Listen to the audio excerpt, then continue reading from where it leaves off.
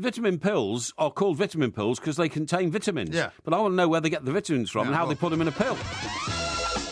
This is Talk Sport. We are the two Mikes, and I'm delighted to say it's time to say a very, very good morning to Mr. Mike, a Porky, a Parry. Very good morning to you, Mr. Parry. Yeah, very good morning, Mike. But I take issue with you the way you open the show, trying to make out that Everton were poor last night. Are ridiculous. Well, look, it's a third week of pre-season training. Yes. You could take that almost as a pre-season friendly. They got a result. They didn't concede. Yeah. The opposition have not got an away goal. And Everton will go there next week and they'll take the tie without a shadow of a doubt. Well, let's hope so. But, I mean, Ronald Koeman has said in the past these things can be tricky, can't they? Because, I mean, he lost to some minnows-like team when he took Southampton, I think, into the Europa League a couple of years ago. Yeah. So it's not a guarantee. I mean, you know, they could lose 2-0. Yeah, they could, but they're not going to. And the point is, there was a combination of players that he tried out tonight for the first time ever in a competitive match. Yes. That's going to settle down and be right by the time the kickoff comes next weekend. I hope so, because I want Everton to do well.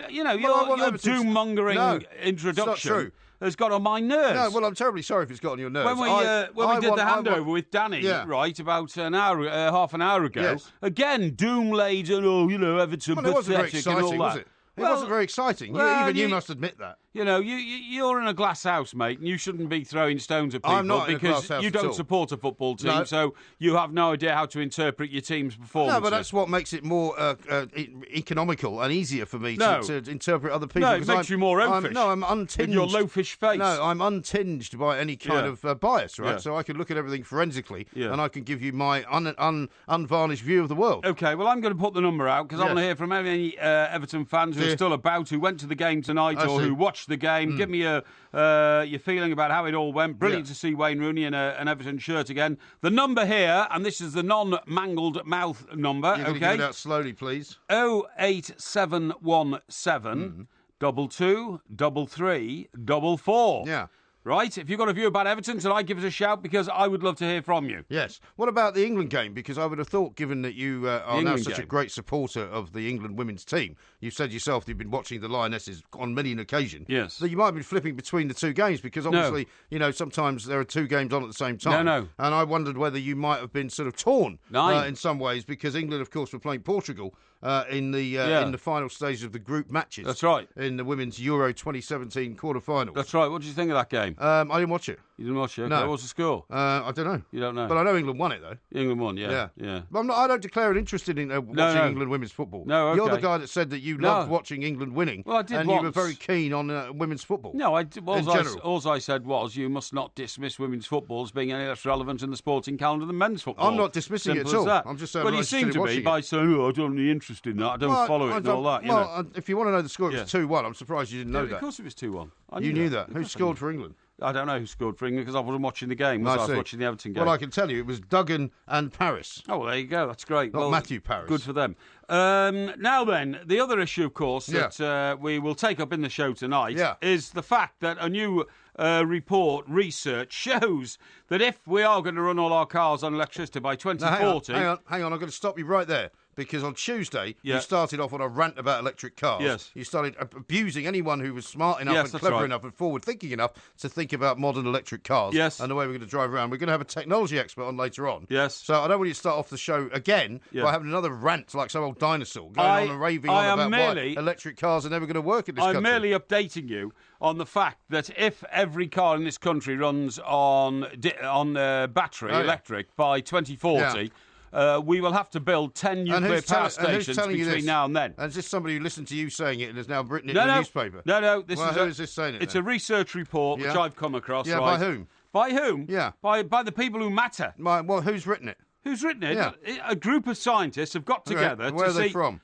What do you mean? Well, scientists come from universities. Well, I just want to know where the reports come from, that's all. The report has come from a group of scientists who've got together and have come up with the conclusion that it is going to be absolutely and utterly impossible to do what you think is possible. And by 2040, it cannot happen. Well, I'd just like to know where the reports come from so I can have a look at it. The reports have come from a group of scientists who are all experts in energy, electricity, why can't you tell me who they are, then? Production... Why can't you tell me who they are? I'm not going to spoon feed you into the basic facts of scientific reports you haven't bothered reading. Well, you can't just come on this show, which is an international radio show, which goes all over the world. We have listeners in Bangkok, we have listeners in Jakarta, we have listeners in Sydney, we have listeners in Melbourne, we have listeners in Los Angeles, New York, Dubai, Abu Dhabi. Buenos Aires, all over the world. You can't just spout stuff and say, as a scientific report, without having any backup to say it's who it's by. Well, I'm sorry, but I mean... There isn't one, is there? Of course there is. Why don't you just admit there isn't one? Of course there's and just because some maniac has written a piece that you agree with on an op-ed page of a newspaper, you think that suddenly everybody now agrees with you? No, not at all. Another flat Earth society, load of old cobblers. No, not at all. Now, the other issue that we're going to get on tonight, this is a new issue, okay? Yes. A new issue is that local authorities have now realised that they're going to have to take up all the speed humps they've put down over the last 10 years. Oh, yeah, why is that then? The reason is because something else I told you years ago. Okay. If a car speeds up to a speed hump... Yes, speed bump, and then brakes, and then goes slowly over the bump, and then speeds up to the next bump and then brakes, it is pushing out up to 12 times as much pollution as a car that just goes along a road without stopping and starting, braking and speeding, that doesn't surprise jumping me. Up and down. It's the most ludicrous... Do you do that thing that a lot of people do, depending on the speed hump? If it's one of those speed humps in the middle of the road, just drive over it. You can just drive around with your wheels on either side. That's right, yeah. See, I mean, for example, I don't know what the point of those is. Yeah. Why would you even put those into the road? No idea. Because everybody drives around them. I've no idea. The only ones that don't drive around them are local authority vehicles, which they bounce over them to try and deliberately smash up the suspension. So That's they right, get the rest of the day off. I mean, one thing that wakes you up in the morning at 5:30 is one of those huge garbage trucks going over speed bumps. Yes. Because they seem to actually target the bumps under the wheels, and you hear this huge crashing noise. Well, now, I mean, whether you've got speed bumps or not, I've got some very bad news for you and for anybody else who's thinking about coming to London anytime soon. Yeah. Because basically for the next 4 weeks, right, there's going to be massive road closures. This weekend coming, it's the A.J. Bell London Triathlon. Right. Yeah. So basically, that is going to take place. It's the world's largest triathlon. For over 21 years, we've been welcoming athletes from across the globe to come and race alongside the iconic landmarks of London. Yes. Right. Yes. Following that, the Prudential Ride London-a-thon goes on from the 29th to the 30th of July. Yes. Now in its 5th year, the world's greatest festival of cycling features 100,000 plus cyclists participating in events on traffic-free roads in London and Surrey. Yeah. Right. Yeah. So that'll be the one that goes all the way down to Box Hill. That's right. So you better be wanting to go anywhere that day. Yeah. And then, of course, on March the 6th, this is not the London Marathon, this is an additional marathon. Right. There's going to be a marathon going on in London, which is going to close off every single road along the embankment. Another marathon? Another marathon from Tower Why are we Bridge. having another marathon in London? This is a new marathon. This is the IAAF World Championships Marathon, as opposed to the London Marathon. And it's going to be closing roads from Tower Bridge, basically, to Westminster, and various points inside of St. Paul's and all the rest of it. And then the following weekend, yet again, there will be the Festival of Race Walks taking place in the Mall. This offers another free-to-view event on the final day of the Athletics Championships. The roads closures for this event will be less impactful, but all roads around St James's Park and Green Park will be closed.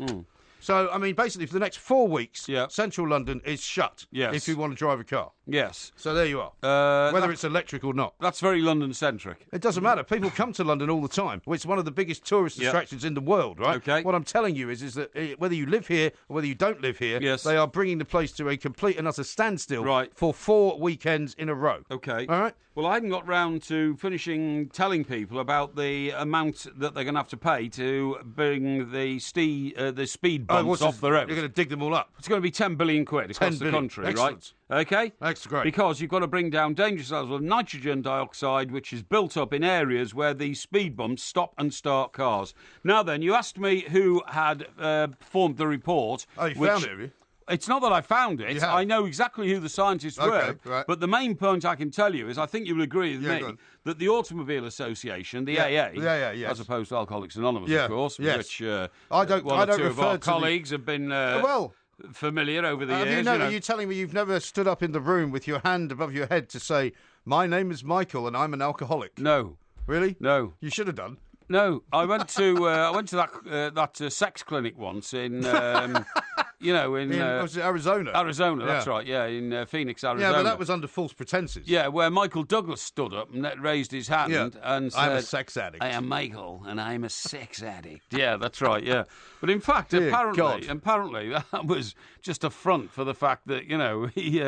He just couldn't keep his trousers on. That's right. Yeah. By the way, I should say, and I meant to point this out to you on Tuesday night, when we were at the fundraiser where we raised a couple of £1,000. Yes. Have very happily for the Children's Cancer Charity. Did you know that your fly was undone? People have been putting it around. The picture of you was taken. It looked like fly was undone. It wasn't. I just want to point it out. I don't go around with my fly undone, and I hadn't visited the bathroom. All right. Got out of the shower at home. Just a strange design, maybe. Yeah, exactly. It's nothing to worry about. Okay, anyway, what was I going to say? We'll have to come back to it because we're out of time already. No. You wanted to know who did the report. Yeah, I do, yeah. I'm telling you, it was commissioned by and published by the Automobile Association. Well, so they're not exactly scientists, are they? Well, I'll tell you something. A motorist lobbying group. I'm telling you something. Motorist lobbying group. There isn't a more respected organisation in this country than the Automobile Association. Full of scientists. They are the fourth emergency service. Yeah. When you see one of their guys in his brown cap saluting you at the roadside, I don't think they do that believe you are safe on that road. They haven't done that since about 1973. They certainly do. So here we have it. The MIT, Massachusetts Institute of Technology. Yes. Caltech, one of the foremost scientific institutions in the world. Yes. And in third place, the AA. This is Talk Sport. Oh, yes.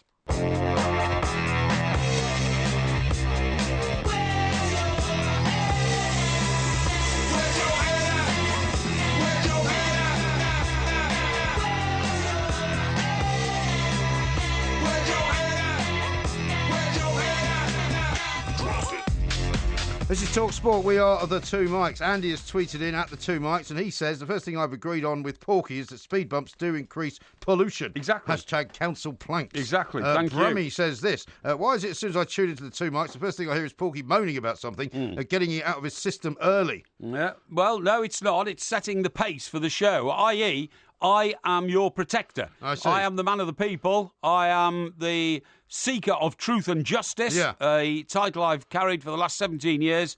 I will still be seeking truth and demanding justice on your behalf. I'm glad getting rid of speed bumps is the next mission. Yeah, I can't believe that's actually going to happen, though. Matt says this. I've got to write an article about the whole car situation, so this could be a very enlightening show for me. Yes, indeed. Well, Matt, I wouldn't suggest that you use this show only as your perennial sort of research material, because you might want to hear about some other things. But we will have an expert on coming up later on, which might be interesting, Jonathan Strickland. And Martin says, oh, good, just said you've got a tech expert on to talk electric cars. I can't wait for Porky's nonsense. For putting people straight when they try to misguide us. It's quite as simple as that. This will be, of course, to talk about Elon Musk's plan, and he is a very forward-thinking man, wouldn't you agree? I mean, he's a very successful man.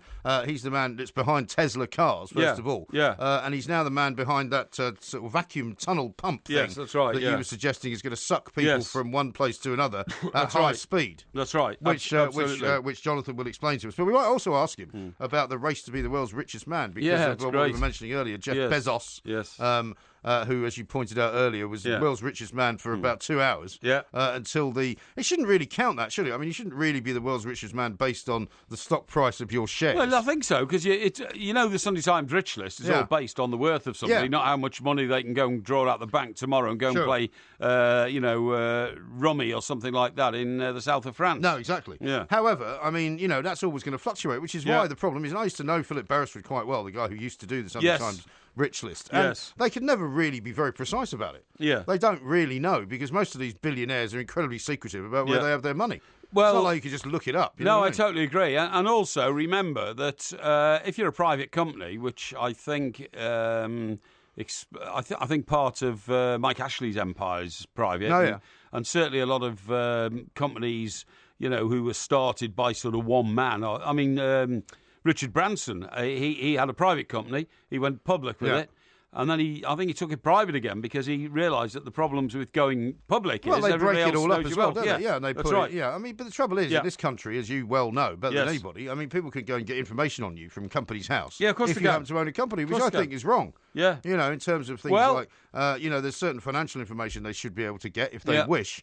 But a lot of it should be confidential, shouldn't it? Yes, but I think it is a great barrier against corruption, isn't it? If people are laundering money, through Britain, we need to know about it. And that's one way of not doing it. No, listen, I'm not saying that the authorities shouldn't be able to find out what you're doing, but I don't believe that it should be open to anybody, any Tom, Dick or Harry that wants to wander into company's house and have a look and see what you're up to. That's right. That's what they can do, though. Yeah, they can. They can. I don't think that's necessary. Well, except that if you're going into business with somebody and they say, "Oh, I've got my idea there," and you say, "Well, I wonder how successful this guy's been at doing that." Yeah. Then you're entitled to go to the company's house and find out that, oh, hang on, this guy has failed 5 previous companies. You remember that guy who used to be married to Anthea Turner? Oh, yes, Grant Bovey. Grant Bovey. Yeah. And there was a big battle between Anthea Turner and his ex-wife. He went bankrupt in the end, didn't he? Oh, to the tune of about 50 million quid or something. But, he had a track record of not managing to make companies work. Right. And you wonder why these people are allowed to take off again and again and again and fail again and again and again. But that's the failing of the authorities, isn't it? Yeah, it is, yeah. I mean, it shouldn't be for individuals to have to check people out. If you are somebody who is a recidivist and you keep forming companies and firing people and not paying them and all that kind of thing, you should be banned from a certain period of time from doing that again. That guy Bovey, in his final incantation as a so-called businessman, he was buying up huge blocks of housing and turning them into buy-to-let apartments, right? And he was doing things like giving Anthea Turner interest-free and non-repayable loans from the company. That's a real racket. And all this kind of stuff. And then when it goes bust, right, when it goes bust to the tune of 50 million, she doesn't have to give the money back because it's been a non-repayable loan. But it's effectively a gift, but it's a way of getting around tax. But it's a gift from people who've already given Bovey money to buy houses. That's you know what I mean? No, listen. And so the reason why that should not be allowed is because the only person who benefits out of that is Bovey, and the people who lose are those who've been daft enough to get involved in his business plan and giving him money. Yeah. Now, you see, what I would have done is, because I have invested in property in the past, I'd immediately go to the source of who's building these houses, what's their track record, if I'm going to buy off plan, will these ever get completed? And you'd soon find out that the guy who's running it's got a track record of never making anything happen. Right. Failure is written all over it. And then you can stay away. Yes. Now, I don't know whether you've decided yet on what your new car is going to be, because I know you've been looking around, right? I have, actually. But you might want to stay away from Porsches, just in case you were thinking about getting one of those. Why is that? German authorities have announced a recall of 22,000 Porsche cars and a sales ban to remove what they consider is a defeat device that manipulates emissions levels. Oh, yeah. So the Kraftfahrtbundesamt, which is the KBA, Germany's Motor Transport Authority, apparently said there's an immediate ban on the registration of the new Cayenne diesel after official tests discovered suspect software that manipulates carbon dioxide emissions. Ooh, right, okay. So if you were thinking of getting one of those big 4x4 Porsches... Yeah, no, I'm not. You don't want to do that. I'm not, no. No, I have decided on my new vehicle, actually. In fact, I've sorted it today, yes. Have you? Yes. Oh, really? Yes. Are you at liberty to disclose what it is? No, not yet. Really? No, maybe in a couple of days. Okay. Yes, I want to make sure that everything's sorted, you know? Okay. It's rather a special vehicle, actually. Oh, is it? Yes. Oh, well, you're trying to get one that's better than mine. It's better than yours, by a mile. Mine's car of the year. Car of the year, yeah. Mine's a 4x4, by the way. Is it? Yep. Are you going to get... four-wheel drive. I thought you didn't want to be up high. It's four-wheel drive car. Right. Saloon car. Oh, it's not. So it's not. Well, you got a Subaru.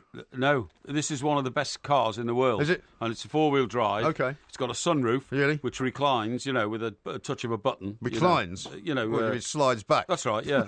Like sunroofs do. Yeah, that's right, yeah. What, you mean you've got an electric sunroof? Wow. Yeah. How exciting. And it's got fantastic wheels. Really? Yeah. Have you got proper tyres this time as opposed to those low-profile ones? Well, I think that's important, seriously. I think the wheels are bigger, actually, so I'm not quite sure. But I mean, yeah, but that won't stop the tyres from getting punctured, I don't get into tyres and all that. When you want to use the phone, all I have to do is wave my left finger. Eh? I just wave my left finger. Oh, what at? Sorry? What at? At the phone. At the phone? Yeah, and it works. And what does it do? It springs into action. Right. Well, when is it voice activated then? Yeah, it's right. Voice activated. So if you want to call me, what do you say? I would say Graham. Or my broadcasting partner. Yeah, no. I think on my phone, I think you are Mikey Graham. Mikey Graham? Yeah, so I'd go, Mikey Graham. Really? Yeah, that's right, yeah. I love the idea of you driving around parts of Britain shouting Mikey Graham shouting, Mikey into Graham. the phone. That's right, yeah. And waving your finger about. Yeah, that's right. Well, you're waving your finger about What if it rings the wrong person, though? Oh, it won't. Doesn't. But you know how many of those things that you have to do the voice activation on. Yes. And you're talking down the phone. Yes. And they go, "I'm sorry, I didn't hear or understand your answer. Please repeat it." Yes, that's right. right. And then you have to put in, your code again by your voicemail. That's right. And it just keeps not accepting it. It also parks itself. Oh, yeah. Yeah. See, I can't believe that cars can do that. No, they can. I've seen it happen. No, I mean, I've seen it on an advert. Yeah. But it kind of does my head in. I can't understand how it does that. This is the reason why it's a four-wheel drive car. Right. Because... I don't think you need four-wheel drive to park your own car. Well, it's easier when you do have it because the the front wheels obviously move at an angle to steer the car backwards into a space. Yes. And the back wheels do not go at the same pace as the front wheels. Right. What do you mean? They don't go. They don't go at the same pace. Well, of course they do. No, they don't. If your car's moving, all your wheels are going at the same pace. No, they're not. No. How can they not? It's a slightly delayed sort of traction on the back wheel, which helps you not to crash into the pavement and all that kind of stuff. It's brilliant scientific stuff. No, I don't understand. You wouldn't. You're going to have to explain it better. Eh? You're going to have to explain it better. Yeah, well, I don't need to explain it. How can you have a car with 4 wheels, right? Yes, yeah. And unless you're putting 2 of the wheels into some kind of suspended out motion, yes, and dragging them across the ground, yes. How can they not be going at the same speed? No, they don't, honestly. It's too scientific for me to explain to you. Well, maybe somebody else can explain it. Yeah, maybe somebody else might be able to tweet us. But you can, of course, tweet us at the 2 Mics. Yes. You can text us at 81089. That's right. You can email us via the website talksport.com. Yes, that's right. What do you know about this chap Scaramucci, by the way? He's newly appointed... He's a former Wall Street bigwig, isn't he? That's right. He's a newly appointed communications boss to President Trump. Yes. And... he's got a name very similar to that line in the Bohemian Rhapsody song, which you might remember we did last... Scaramouche, can I go to Scaramucci? No, can you do the fandango? Very frightening, please. Do you not remember we did this last week? Yeah, I do, yeah. But it wasn't about him, was it? Yeah, of course it was. Oh, was it? Okay. That was the whole point. Yeah.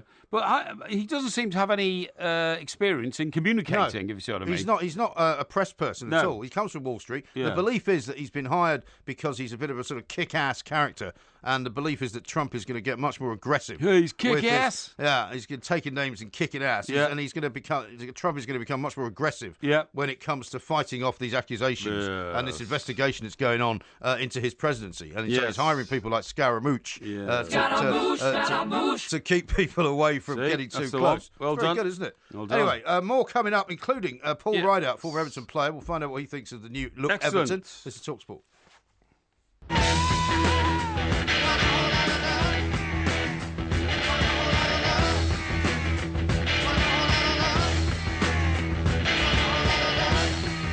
This is TalkSport. We are the 2 Mics. Porky Quiz time coming up a little bit later on. We will be filming it for Facebook Live as well. And, of course, you can go onto Facebook and sign up to the 2 Mics experience, which is also a load of videos that you can get your hands on. You need to go via our website for that, the 2mics.co.uk, which is a preamble, of course, to our show in New York in September. Yes. Now, quite a lot of people have been asking the question, where on earth is the podcast from last night? Yes. David, in particular, as I've been asking, he says, I'm missing my fix and plankism from Mike Parry. Well, there was no podcast from last night because there was no show last night.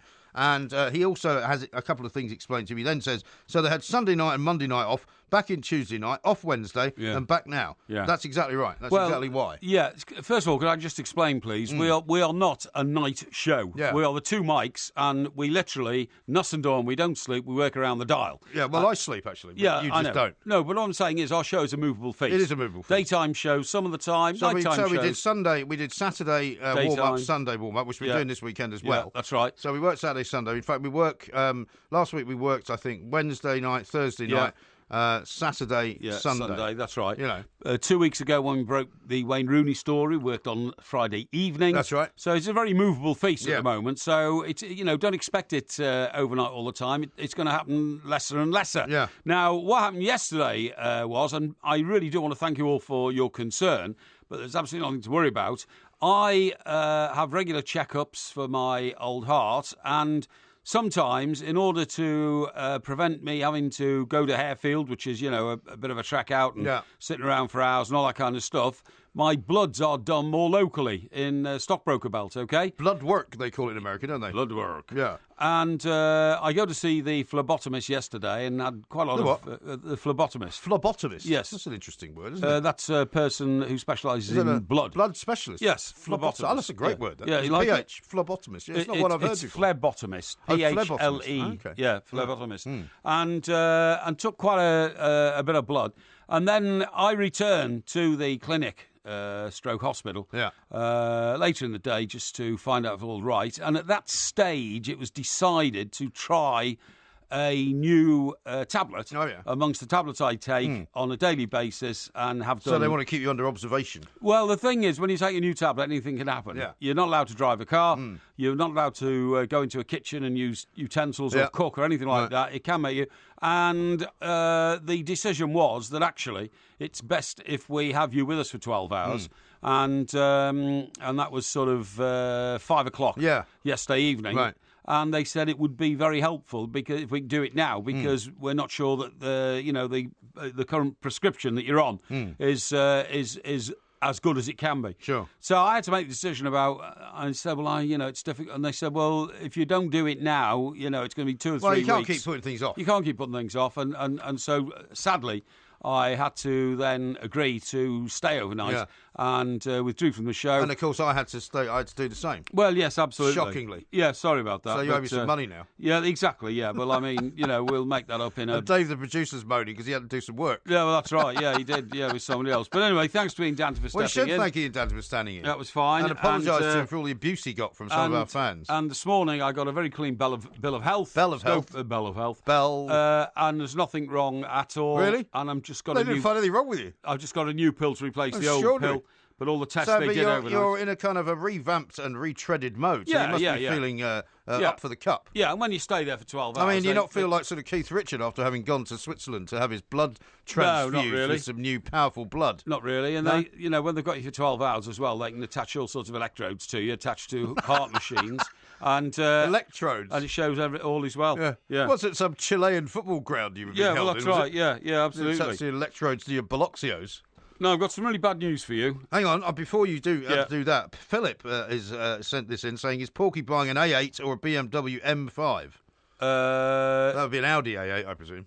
Yeah, no, neither. It's a Mercedes, actually. Oh, is it? Yes. Oh. Yes. You're sticking with them, are you? Yeah, I am, yeah. Okay. I was going to plump for a Jag F-Type. 2 things. Firstly, it would have done my back in because the seats are so... Would have done your bank account in as well. Well, yeah, I suppose so, but at such an angle that it would have done my back in. But secondly, there is so little space inside a F-Type. I mean, there is no rear seat whatsoever. There's not much of a boot either, is there? Yeah, it's quite a big boot. But it's a thin boot, deep. So you couldn't get a telly in there or something like that. You know what I mean? Yeah, and I mean you couldn't go to the shops and buy loads of stuff. No, not really. Not really. But the point is, there is literally no back seat now. The old and you really need a boot big enough to put a television in. Yeah, you do. Yeah. Why? Well, in case you buy a new one. Well, why don't you get it delivered? Well, you could, but I prefer to be man of action and just take it with me. And also, when I got in it, my head only just came over the window level. The seats are sunk so because they're like sporty bucket seats. Yeah, absolutely. But it isn't that. It's an incredibly powerful car, a 5-litre engine. Yes, I think you'd crash that. Well, you might crash it or something, but it's a wasted load of power. So anyway, I've got something still sporty, still coupe. Oh, okay. Fastback.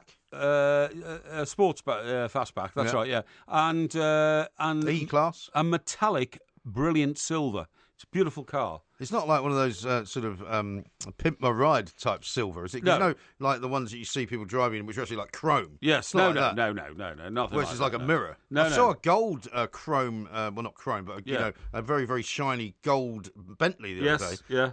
Being driven by a guy who looked like he was probably somebody famous. Well, he's probably a footballer or a pop star. He probably was, yeah. Driving one of those. Now, I have some news for you. Yeah, go on. The formula's been worked out as to how handsome a man is. Oh, yeah. And basically, it's the length of the face divided by the width. Yes. Take into account the distance between the eyes divided by the width of one eye. Right. The outer corner of eye to corner of lip divided by outer corner of eye to bridge of nose. The area of bottom lip divided by area of top lip.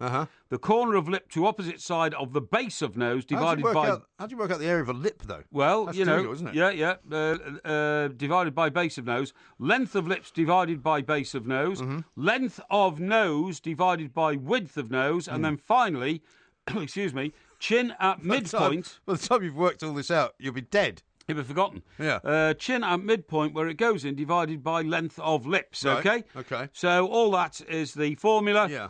I'm afraid. But how can you do that on anyone, though? Well, they have scientifically done this in this report I've seen. Yeah. You and I would fail dismally. Is this another AA report? No, it's not an AA report, no. And can I say, it goes back, Why? this formula goes back to the golden ratio, a mathematical formula of beauty dating back to ancient Greece. Oh, yeah. But it's now been taken up by a Harley Street plastic surgeon who's analysed 8 measures of faces to find out who the most handsome people are. I suppose if anyone can measure things, then plastic surgeons can. But like I said, for example, if you were to try and measure... I can understand you can measure a nose because it's relatively straight. You can't really measure lips, though, can you? Well, you can. You can. I would have no idea how you measure the area of my lower lip, which is quite big. Yeah, well, you can. But you can't... You just measure the surface area of it. That's easy. Really? Of course it is. But it's not a square, though. It doesn't matter. The surface area, you just work out by finding out exactly the circumference of it, and then you find the quantity in the middle. It's easy. Yeah, it's easy. Diameter, but how much of it do you count that goes inside the mouth? Do you know what I mean? It's like, my lip is not a thin lip; it's quite a thick lip. Well, I'm sorry, but it can be done. All right. Now then, I'm going to give you the result of who the most handsome man in the world is on this formula. George Clooney, number 1. Yes. Second, Bradley Cooper. Bradley Cooper, okay. Who's he? He's an actor. He's an actor, is he? Okay. He's the one that's in The Hangover. In The Hangover, right. Have you seen The Hangover? No. There's 3 of them. Oh, is that? Okay, yeah. Right, 3rd, Brad Pitt. Yeah. 4, Harry Styles, youngest. Okay. 5, David Beckham. Yeah. 6, Will Smith. 7, Idris Elba. Okay. 8, Ryan Gosling. Is he an actor as well? He's also an actor, yeah. He was in here, actually, not that long ago. Was it? Oh, yeah, he was. Came That's into right. Virgin. Yeah. That's right, He was promoting some movie or other. That's right. 9, Zayn Malik. Zayn Malik, yeah. He's an actor, isn't he? No, he's the One Direction guy, isn't he? That quit. Oh, that's right, yeah. Him and Harry Styles, then, from the same group. Yeah. That's right. Yeah. And number 10, Jamie Foxx. Jamie Foxx. Now, Jamie Foxx is not a member of the Fox acting dynasty, is he? No, certainly not. His name is spelled Foxx. That's right. And he is a black man. He's not English either. And he's not English. No. And most of the He's Fox a great actor. Acting dynasty they're are all English. white people and English. Yeah, that's right. That's right. Yes, yes. It was like it was like Ron Atkinson once when Dalian Atkinson played for him. Yeah. And Dalian Atkinson was a black man. Yeah. And Ron Atkinson's a white man. Yeah. And some fan who came along one day to a training session. You sure you want to tell this story? Yeah, he actually asked Ron, hey Ron, where's Dalian? Yeah. Oh, there he is. Is that your son? Yeah. Yeah, I know. It's incredible what people come out with.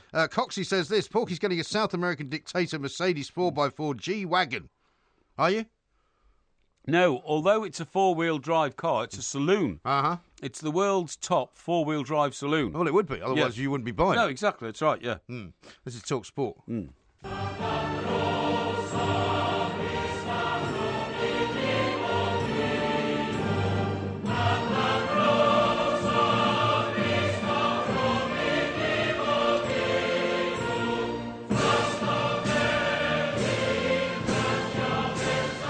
Very Soviet sounding, that, isn't it? Yeah, it is. That's the Slovakian national anthem. Oh, of course it is. That's because, right. Of yeah. course, the team MFK Ružomberok were 3rd in the top tier of the Slovakian Football League last year. Right. They've already won a couple of games in the early stage of the Europa League. Everton started their Europa campaign. Yes. Porky was giving me a hard time earlier because I said it wasn't particularly inspiring. Yeah. It wasn't a particularly exciting game. He says, well, at least they got the win, and they'll probably get the second leg as well. Yes. Let's talk to Paul Rideout, former Everton player himself. That's right. Now working over in Kansas City, Kansas. Paul, a very good morning to you. Welcome. Well, hello. Yeah, Hi, very Paul. well, Paul. Thanks for joining us. Thanks very much for joining us. I mean, the point is, Paul, the debate's going on here about Everton looked a bit rusty and all that. It's they're 3 weeks into pre-season training. Okay, it was their first competitive game of the season. They've got 8 new players who've come in. I mean, come on, Mr. Cooper's not going to get it right from minute 1, is he? No, I don't think anyone really expects that. Obviously, he's brought a lot of quality in. And at the same time, as you said, 3 weeks is not enough for anyone to get everyone sorted out and understand each other's role. I gather that, the talking with Rooney playing up front and dropping back into midfield is another situation. But at the end of the day, they didn't concede. They were comfortable in the game, albeit 1 goal. You know they're going to be comfortable over there, and plus they're going to have another week or two to get used to each other. I mean, I presume, Paul, you would expect them to bring somebody in to replace Lukaku as well, which they haven't quite done yet, have they? No.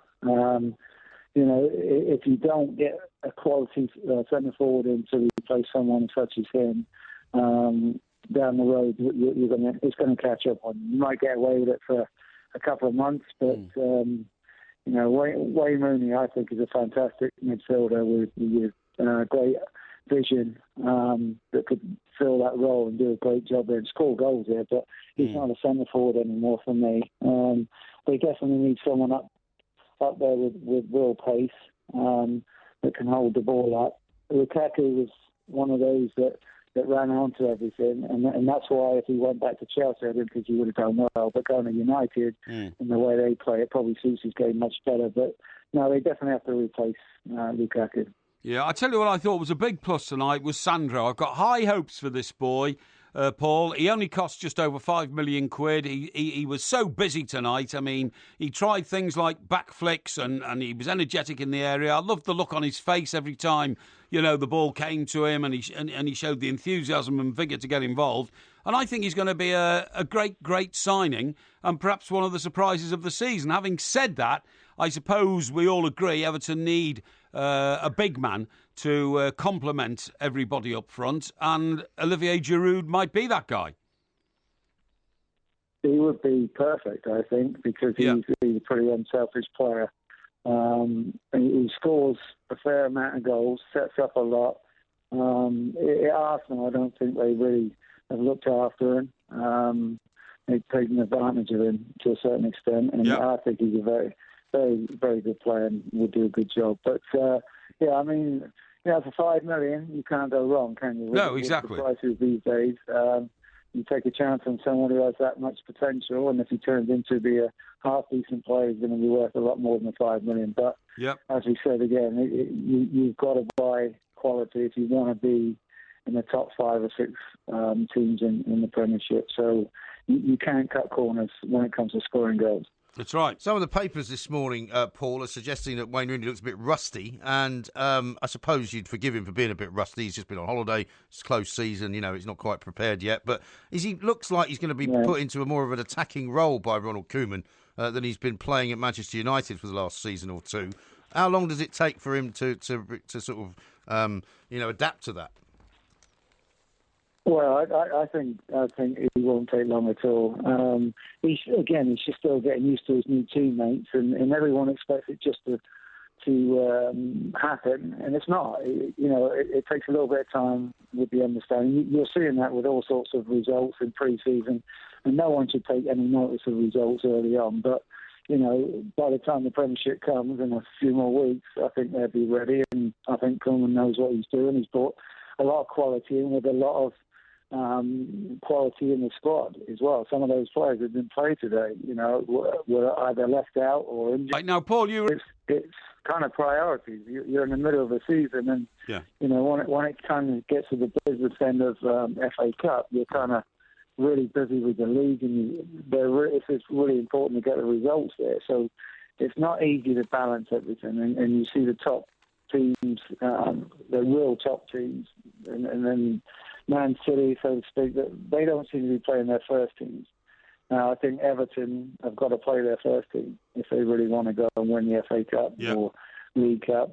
But it's not as easy said than done. It really is not, because they, if they have their top team out all the time in the FA Cup, they'd have a great chance to win it. But you have to kind of look at the Premiership. That's the business end of all the soccer right now, and you've got to do well in that, and you've got to finish in that top 5 or 6. That's right. So it's tough to balance it, Yeah, sure. Absolutely. Paul, listen, thank you very much indeed. Paul, thank you very much indeed. For joining us. Paul Rideout there is working out there in Kansas at the MLS. We'll have to talk later, by the way, about Bobcat Bob. Bobcat Bob, he's back in LA, is he not? He's making a return to Los Angeles. Yeah, he's going to be running the new franchise team, which is an LA team going up against LA Galaxy. That's right. But before we do that, let's take a call. Oldie is an Everton fan. Adi, I think. It's Adi, sorry. I beg your pardon. Adi, a very good morning to you. Morning. Hi, AD. What did you think of the game, AD? Average. It wasn't bad, I suppose, for this period of time. They looked a bit rusty, but the there were a few, I think, outstanding performances from Klaassen and Gay in particular. Yeah. Really looked good. And what about Sandro up front? You like this guy, Sandro, Yeah. don't you? When he came on, he did look good. Yes. So I think there's a lot of potential there. Rooney, a couple of yards off the pace, but I'm sure he'll get there over the next few weeks. It was good to have him back. Don McGuinness was saying earlier, who was watching it for Talk Sport, that he thought he looked incredibly fit, that he was the fittest he'd seen him in a while. Yeah, he was holding up the ball well. It was just that yard of pace he was missing. I know it's a fair few years ago, but I'm sure he'll get there. He was talking to the players well, organising well. Yeah. And it was good to see him back there. I mean, the other story we haven't mentioned yet is yesterday's comments from Koeman about Barkley's Ross going. Barkley. That he's basically he's not going to be there, is he? No, I think Bridden, really. Yeah, well, we don't need him. No, exactly. He doesn't want to play for Everton. That's fine. We've got got our own vision of where we want to go and what we're going to do about it. I don't care about him. The thing is, Adi, that you say that Rooney, was lacking a bit of pace and all. I think it was just how he's going to integrate himself into the team with the other players. There are a lot of starts tonight. I mean, Keane looked okay at the back, didn't he? Looked as though he's in command of everything. That's great news. Great news that.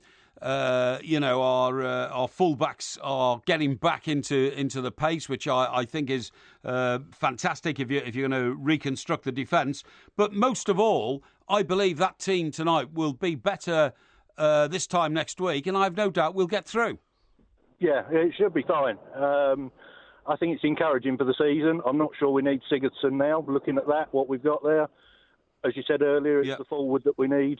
Someone like Giroud will be great. Yeah, that's right. Well, indeed. We'll see. Well, lady, listen, thank you very much indeed. 08717 223344, of course, is the number should you wish to join in. I'm very puzzled by the whole Barkley thing, though, because, I mean, he's an Evertonian, right? I mean, he's a local guy. Yes. We're always being told how difficult it is for, local teams to Tom Davies, to bring up their own local boys and all that. Why has he suddenly turned on Everton? I just don't understand it. I think it must be something to do with the relationship with Mr. Koeman. Koeman didn't seem to fancy him from the go, or didn't fancy his attitude.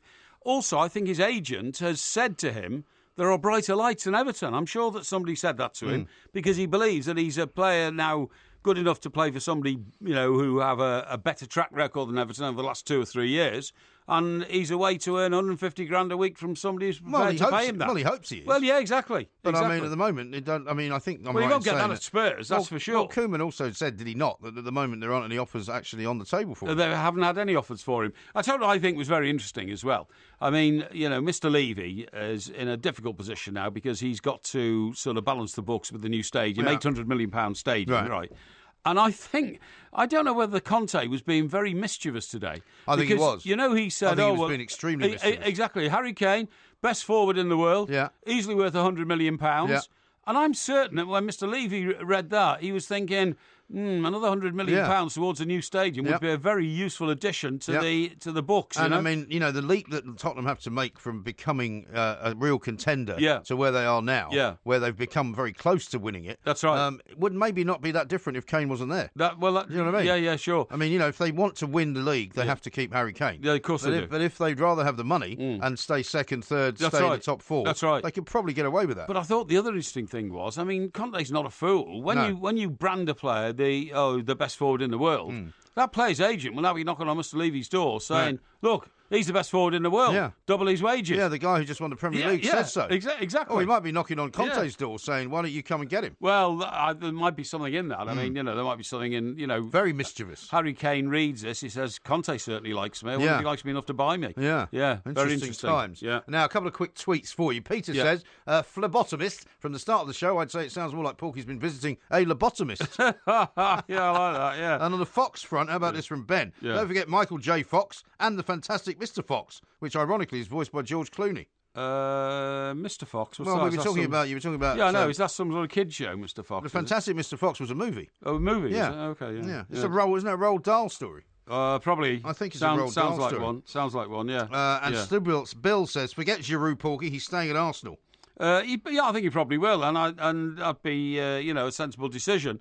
And I think it's a huge commitment for Everton to say we'll take him because, to me, he is so branded an Arsenal player. Yeah. It would take 18 months or 2 years for him to really be identified as an Everton player. You know what I mean? I don't know about that. No, I think he'll be former Arsenal player Olivier Giroud. Really? Yeah. That's I think he might like leaving Arsenal and going somewhere else, because you would have to think in his mind he's not really regarded as an Arsenal kind of legend, is he? No, but he's regarded as an Arsenal player. No, but he doesn't start every game for them. They're not going to erect a statue to him at the Emirates when he leaves. No. And Arsene Wenger, who is his own countryman, doesn't like to pick him to play every game. Yeah, no, it's true. So I think he'd jump at the chance to be identified as an Everton player. Yeah, well, he's a very, very good player. So Mr. Koeman thinks he's right for the club. Then I'm all for it. We shall see. Yes. Sean says Tom Davies came through Tranmere's youth system before Everton snapped him up. Yeah, well, it doesn't matter. He was brought to prominence by Everton and made into the finished article. Indeed. Yeah. Now we got lots coming up, including a chat with Jonathan Strickland, who's hosted the Tech Stuff podcast. We're going to talk to him about electric cars. We're going to talk to him about Elon Musk.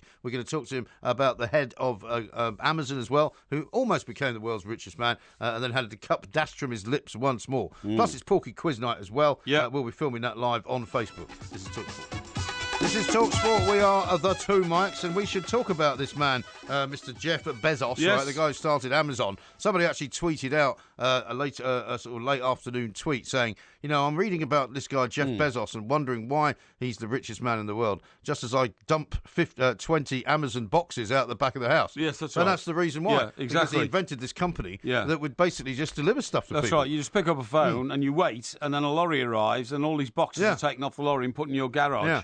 But it's grown as well. I mean, what these guys have been very good at, and I suppose you would count Steve Jobs and Bill Gates at Microsoft and this guy, is that what they've been brilliant at is not standing still and not going, we'll have this company that just delivers stuff. That's right. Because he's now got a website where you can buy basically anything and everything. Oh, yeah. I mean, buy houses, cars, all sorts of things. What is absolutely fascinating is that there wouldn't be any question of who was the richer of the two. No. If Mr. Gates, Bill Gates of Microsoft, had not given away $32.9 billion of his fortune to charity. That compares to Mr. Bezos, who is a miser to charity by comparison, having given away only $100 million by the end of 2015. That's and still of course, quite a lot of money, though, isn't well, it? I'm being completely ironic here. I mean, to give away $100 million is the most generous thing in the world, but not as much as Bill Gates has given away. And the story is that he went to bed on Wednesday, according to one report this morning, a very wealthy man, but he woke up yesterday and became the richest man in the world, but only for about 4 hours. That's right. Because the founder of Amazon, who was worth $90.6 billion after the company's shares opened 1.6% higher, then sort of went backwards again because the shares dipped by 0.6%, and Bezos' fortune went back down to $89.8 billion. Yeah, that's right, So there's a billion between them, apparently. Absolutely. But it's absolutely amazing. And apparently profits fell at Amazon. That was one reason why the share price slipped back. But what I find interesting about him is there's a picture of him on the front page of the Times this morning, and he looks a bit like a sort of he looks a bit like Vin Diesel. I was going to say, looks like RoboCop. Yeah, or one of these kind of rather tough-looking American enforcers of some kind. He's wearing a sort of quilted sleeveless jacket. He's wearing a T-shirt which show off his bulging biceps, and he's wearing a pair of jeans and dark glasses, and he's got a shaved head. But if you look at the other picture of him from 1994, which is from when he founded Amazon for his garage, right? He looks like a typical sort of geeky guy, doesn't he? Yeah, well, they all started off as typical geeky guys, didn't they? But he's now turned himself into this kind of, macho, poser. Well, your image changes as the years go by. Yeah. But you're absolutely right. I think it's quite astonishing. I mean, Bill Gates started it by opting out of Harvard or Yale or something, didn't he? And then just did it from his bedroom. Yeah. And these guys now are in charge of the wealthiest companies in the world. I mean, it's an astonishing achievement. It really is. Which you simply, I mean, where did he get the idea from? I tell you, I'll set up a sort of supermarket, but it'll all be hand-delivered and all that kind of stuff, I mean, amazing, the mind, the drive, the energy, Well, these are the people who we'll be talking about later on. And you'd have to say Elon Musk is one of these guys as well. And not to go back to the electric car scenario, but these are people who foresee stuff that you can't really imagine. Yes. I mean, I saw there was a tweet that I put out earlier on today about a new weapon, for example, that the US military has put together. It fires at 4,500 miles an hour. Right. Now, that's how fast the bullets come out. I can't envisage that. I can't. I'm sorry. I don't know what that means. No. I can't imagine imagine how far those bullets are flying. It's a massive, great thing. It looks like a sort of anti-aircraft gun, and it's done by electric impulse. It's not done by gunpowder. Now, incredible. If somebody had said to you, even 20 years ago, the next sort of massive big weapon is not going to be a nuclear bomb, but it's going to be an electron-driven firing mechanism which fires weaponry and bullets at more than 4,000 miles an hour. Sure. You'd go absolute rubbish. Yeah, but I mean, to be perfectly honest, if somebody said to you 10 years ago, football players will soon be paid £150,000 a week, you'd have laughed that off as well. But that's my argument about electric cars, that as the time goes on, there will be more and more things discovered, there will be more developments, and so the electric cars that we're looking at now will look sort of like, an old gas steam kettle. Rolls-Royce a steam kettle, you know, as opposed to something that you can now boil water in. But you still can't get away from the fact that there won't be enough electricity around to run them all. You see, you just ignore that. No, I don't know how you can ignore it. No, I don't ignore it. I don't ignore it. What I say is that I think the circumstances will change so that the amount of electricity either will be less or they'll find different ways of powering these cars, which are more kind of, Well, the only way you can efficient. power an electric car is with electricity, actually. It's like the only way you can. No, I get that. You can fire an internal combustion engine is with petrol. Sure, but I told you earlier in the week, which I'm sure you didn't listen to, which is that basically they are now already working on Toyota a battery which is going to be far more efficient, which is going to be chargeable quicker, which is going to use less electricity to drive the vehicle, and that's what's going to happen. Sure? Yeah. Okay. Well, I'm not sure, but what I am sure about is that continually standing and stamping your foot and saying this could never work is not the way to become the Elon Musk of the future. Only common sense. The Jeff Bezos of the future. Common sense tells us that if there's a huge demand for electricity in this country, we haven't got the resources to match it. Yeah, I know. It. But you have to admit as well that things do change. Well, things do change, but they change extremely slowly. They don't. When it comes down to building power stations, it's very, very slow. You're talking about 20 years before we're going to bring the next nuclear power station online in this country. It's ludicrous. Well, it's not ludicrous. And you know as well as I do. If you think about how much electricity you carry around with you nowadays, right? Yeah. With iPads, with phones,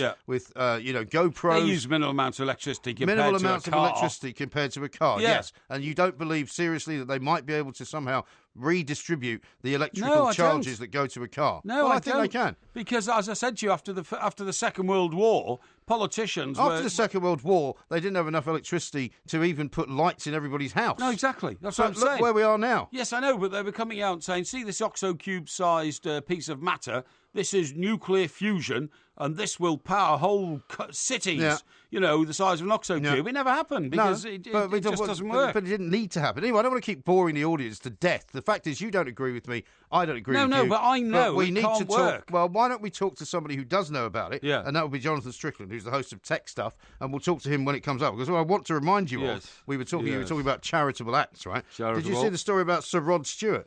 Which was around earlier today. He's apparently donated a very, very nice cheque of $23,000 to a group of mothers and their disabled children, right, who travelled to Washington, D.C. That's right. to protest the GOP healthcare bill that would cut Medicaid. Yeah. That's the Trump and the Republican bill to cut their Medicaid. He said he was so moved to do it because of what he saw on a TV CNN report, right? Yeah. Featured the children and their mothers. They all came up from Baton Rouge. I don't know whether you've been there, down in Louisiana. Yeah. And they'd only raised $7,000 of the $30,000 they needed for their travel, right? Mm-hmm. And so he gave them the rest, $23,000. That's very nice. Isn't that nice? Well, he's a great guy. We've met him personally. We have. He's an extremely inspiring man. He is. A great father to his two little boys. Yeah. And an all-round decent chap. Yes. Well, he's got more than those two little boys, of course. He's a great father to many of them. Yeah, but they were the only two we saw on that day. He brought them with him, Yes, indeed. Yeah. Now, speaking of military hardware, have you seen another story this morning, which is about a British warship which is apparently heading to China? Now, I know you're supposed to be on top of all these naval manoeuvres. I'm on top of all these. But South China Sea. Yeah, I know about that, and I think it's HMS Duncan, isn't it? It is called, I can tell you that. Yeah. Let's see, there's a picture of the USS Georgia. The USS George H.W. Bush. Yeah, but the US arriving into Solent. Yeah, that's exactly. I was about to say to you, the biggest story about warfare ships this morning is the H.W. Bush, which has arrived in the Solent. It will park there. It's at the start of a 2-week training exercise for the UK and US forces. Yeah. It carries 80 combat aircraft on the deck alone, with more below. Yeah. And it is just awe-inspiring when you see these things. And if I can get down to Gosport tomorrow with my binoculars to have a look. Can you take some pictures? I will, Yeah, I can't find which actual boat is going. I think it's Duncan. Uh-huh. You may well be right. Yeah. I can't find the name of it here. Yeah. Well, don't worry about it. But it's it's going into the South China Sea. Yes, that's right. Which is slightly provocative, isn't it? Well, it's not provocative. It's part of an exercise to let really the Far East powers know that we do have navies here in the Western world, and let's all keep the world order. That's what it's designed to do. Hey, look at this, right? There's a bloke called Rear Admiral Parry. Oh, really? Yeah. What's he in charge of? I don't know. He's probably in charge of handing out all the rubbish. The rations. The Chinese, he says, won't want to take on the Americans, but they might consider making an example of what they consider to be a small nation like us. Hey? Yeah. So he doesn't sound very up for it. No, it doesn't. Britain will probably choose to place its warship as part of a US-led aircraft carrier group when it makes the trip through the South China Sea. Yes. And apparently earlier this month, China reacted aggressively towards the US when it sent the USS Stetham, a destroyer within 12 miles of the Paracel Islands. Yes, indeed. In the South China Sea. You've got to watch those Paracel Islands. Paracel Islands. Yeah, I want to find out more about this bloke, Parry. Yeah. Well, they have to find out more about him. These huge ships, by the way, like USS George H.W. Bush, they have crews of 5,000 men. I mean, can you imagine that? I can't. 5,000 on board a ship which is sailing around the world. Well, you can't imagine how big those things are, though, can you? 3,500 of them are sailors, and 1,500 of them are US Navy aerial combat. Yeah. You know what I mean? Okay. Like Top Gun type stuff. Right. And these guys have to live cheek by jowl for months on end on these massive, massive ships.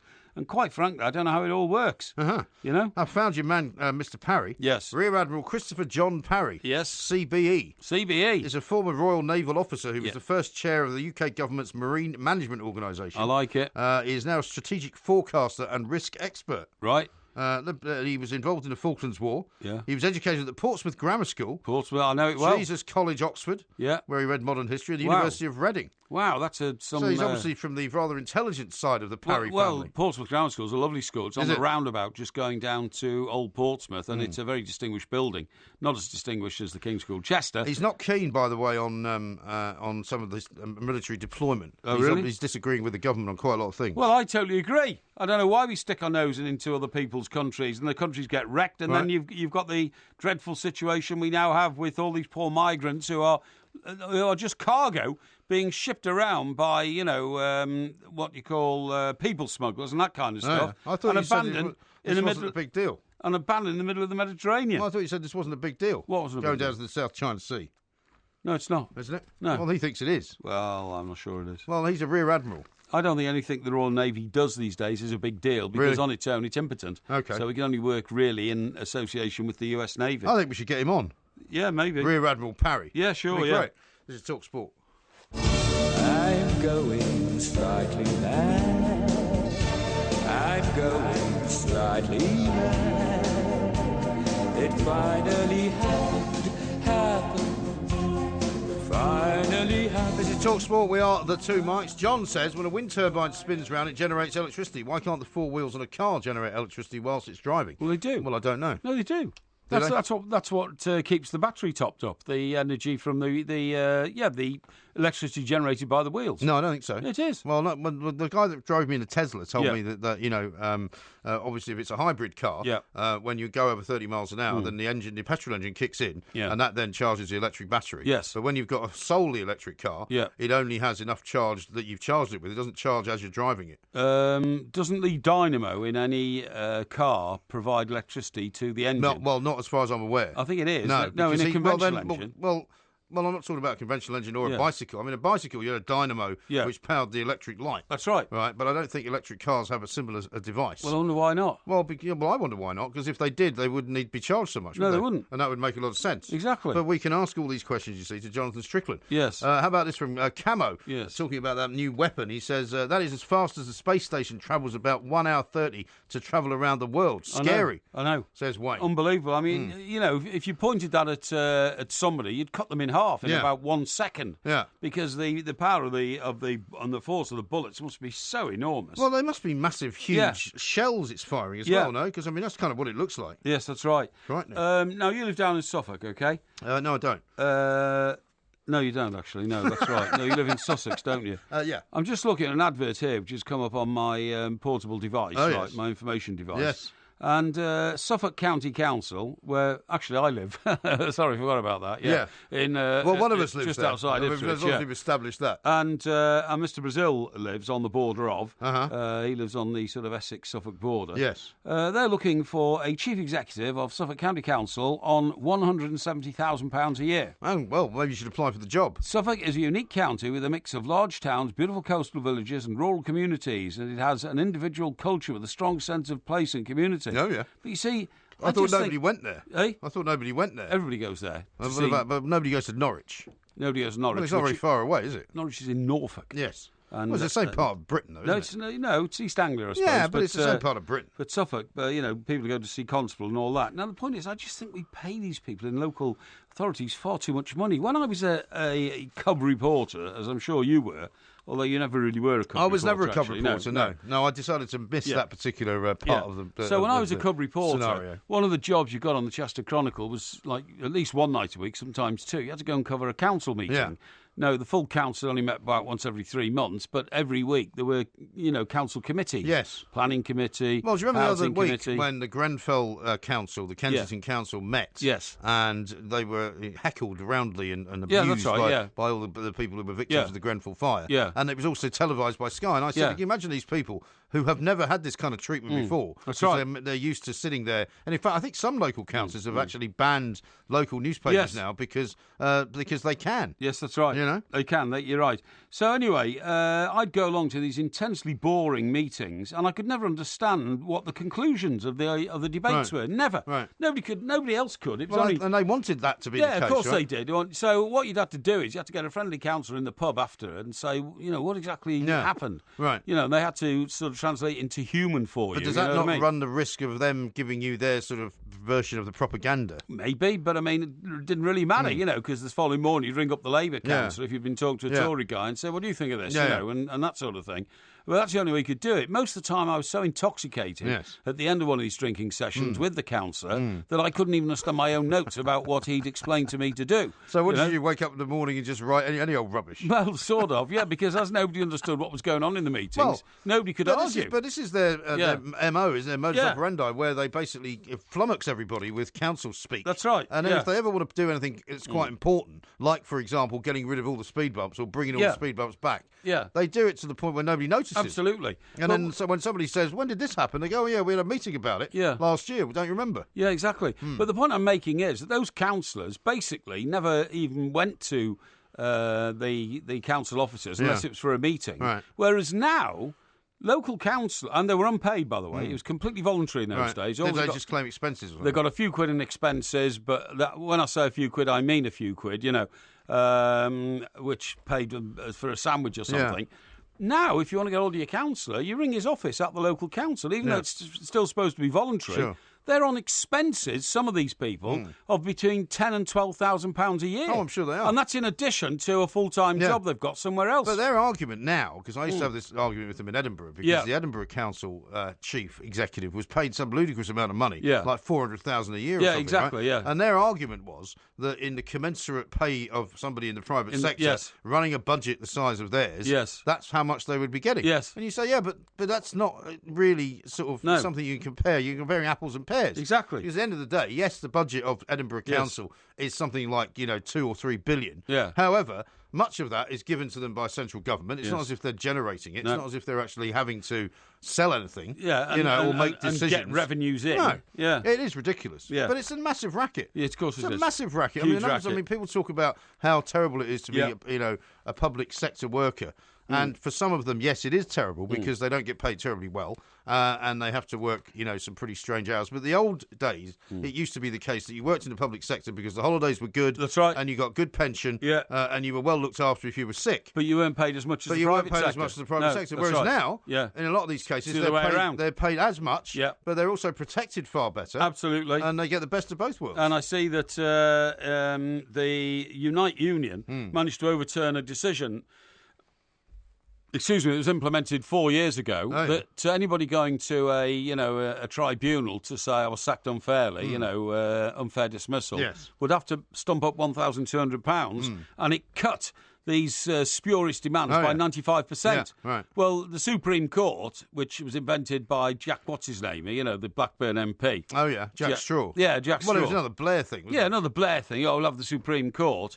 But will that not become a good thing now, though, since we're now leaving the United States of Europe? Well, the United Union protested in the High Court. It was unfair. The High Court said, no, it's not. Right. They went to the Appeal Court, and the Appeal Court said, no, it's not, because it stops spurious claims and small businesses going bankrupt on them.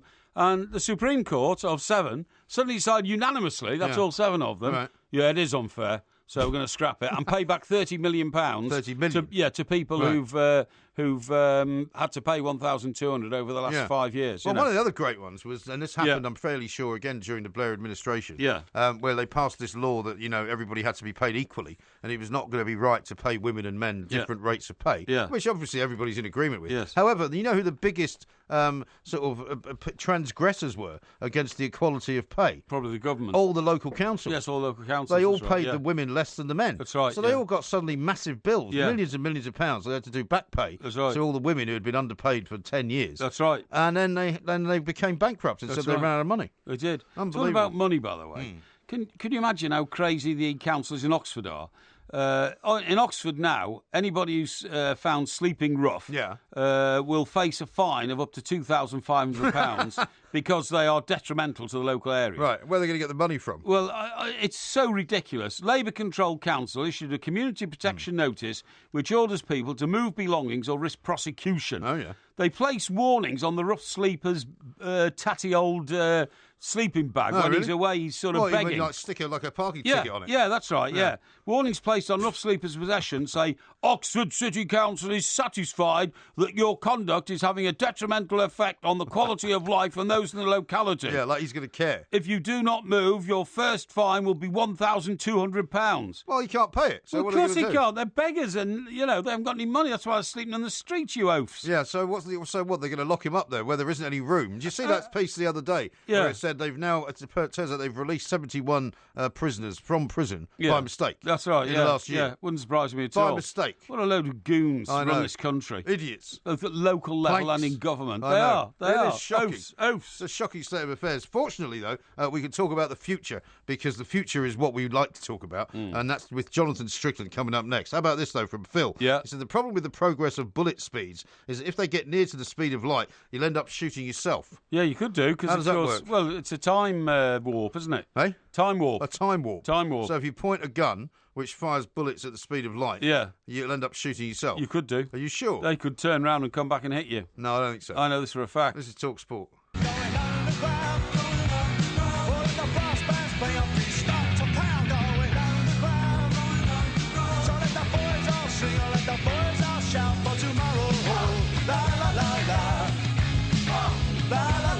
Talk Sport, we are the two mics. We talk an awful lot about the future. We talk an awful lot about gadgets and the way that things are going to develop. Electric cars are very much on the horizon here in the UK, and we've already been told, as you know, Mr. Parry, by Volvo, by several other car manufacturers that electric cars are going to be the future. Yes. There's going to be no more petrol or diesel engine cars being made. That's absolutely right. We also know that Elon Musk is a very important guy in the world of technology. Yep. And we're going to find out now from Jonathan Strickland, who holds he's the host of the Tech Stuff podcast, about this tunnel that Elon Musk is planning on manufacturing as well. Jonathan, welcome back to the show. Very good morning to you.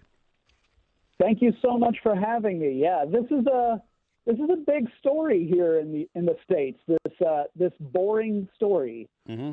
Well, tell us more about it, because obviously it sounds like something out of a science fiction movie, but is it actually workable? Well, that's a thorny question. Technologically, it is completely workable. There's nothing in his plan that is unsound from a technological point of view. But from an economic point of view, governmental, environmental, there are a lot of questions that haven't been answered yet. But the basic plan here is to use a boring machine, which are used everywhere. In London, you were boring a pathway from East London to West London. I think that opens in 2018 and costs £15 billion. That's it, yeah. Mm-hmm. Here in the States, Musk is starting to use a boring machine over in California, in a place called Hawthorne, which is technically part of Los Angeles County. So it's part of the greater Los Angeles area, the city within a city. And he's just boring a tunnel underneath a road, essentially, to connect a parking facility to SpaceX headquarters. And he's using that as kind of his testing ground to show what his tunneling technology can do. But what he wants to do is build a tunnel network from Washington, D.C. to New York City, including also Baltimore and Philadelphia in that, which is mind-blowingly enormous. It would be the longest tunnel by far in the modern era, and a lot of people are asking if it's even economically possible. What I don't quite understand here, Jonathan, is that, as far as I understand, that the speed through the tunnel will be about 124 miles an hour. Now, that doesn't, to me, seem to be terribly faster than driving on the roads. You know, I mean, we all know what the speed limits are and all that kind of stuff. But I thought the whole idea was to, you know, make a New York to DC trip last about half an hour rather than 3 hours. And that's exactly what he wants to do. The thing is, there are two separate proposals here. He has one where he's talking about getting rid of traffic by going underground. He says there's two ways you can go. You can go in the sky or you can go underground. With that method, your car would go onto essentially a sled, kind of like a slot car. If you've ever played with slot cars, same sort of thing. It's a sled. It has wheels, so you are not using magnetic levitation. You're just on wheels. You can go at very fast speeds because everything is controlled autonomously, and the system is all coordinated. Over in D.C., New York, what he wants to do is build his Hyperloop. That's where you have the enclosed tunnel. You pumped out as much air as you can, so you have very low air resistance. And you use magnetic levitation to try and remove as much friction as possible. That's where you can get into supersonic speeds and get that half-hour distance, or half-hour time, rather, between D.C. and New York. It typically takes about an hour flying. Yes, exactly. Now, one of the arguments we've been having for a few weeks here, myself and Mr. Parry, Jonathan, is about the amount of electricity that the world is going to need in the future. For example, if we are going to just have electric cars instead of petrol and diesel cars, if we are going to have systems like this sort of special tunnel, which is going to be powered by electricity. You know, where is all this electricity going to be generated from? Can it be generated? I see that Musk is saying that he would have solar panels running along the top of the tunnels, which would generate enough electricity to power the tunnels. But is it realistic to consider this electric future, as it were? I mean, he certainly has gone all in on it. He has, of course, his gigafactories where he's producing batteries on a massive scale, and he's hoping to bring the cost down through volume, right? The more you make, the cheaper the production costs get, and then it becomes economical. That's the biggest problem with his approach, because obviously if you're going with solar power or wind power, you are only generating electricity while that source is there. And whenever it's not there, you have to rely on some sort of energy storage mechanism. Well, he's providing the energy storage mechanism, so he's got a stake in that side. And he has cousins who started up a big solar panel company, so he's kind of got a stake on that side too. There's some people who say it feels like he's selling people a package without really being sure that he can deliver upon the promise. Yeah, I mean, almost like a snake oil. No, you're absolutely right, Jonathan. I mean, a report's been published today, which has been endorsed by the Automobile Association, which is, you know, a very highly respected organisation here in Britain, the AA. They look after motorists.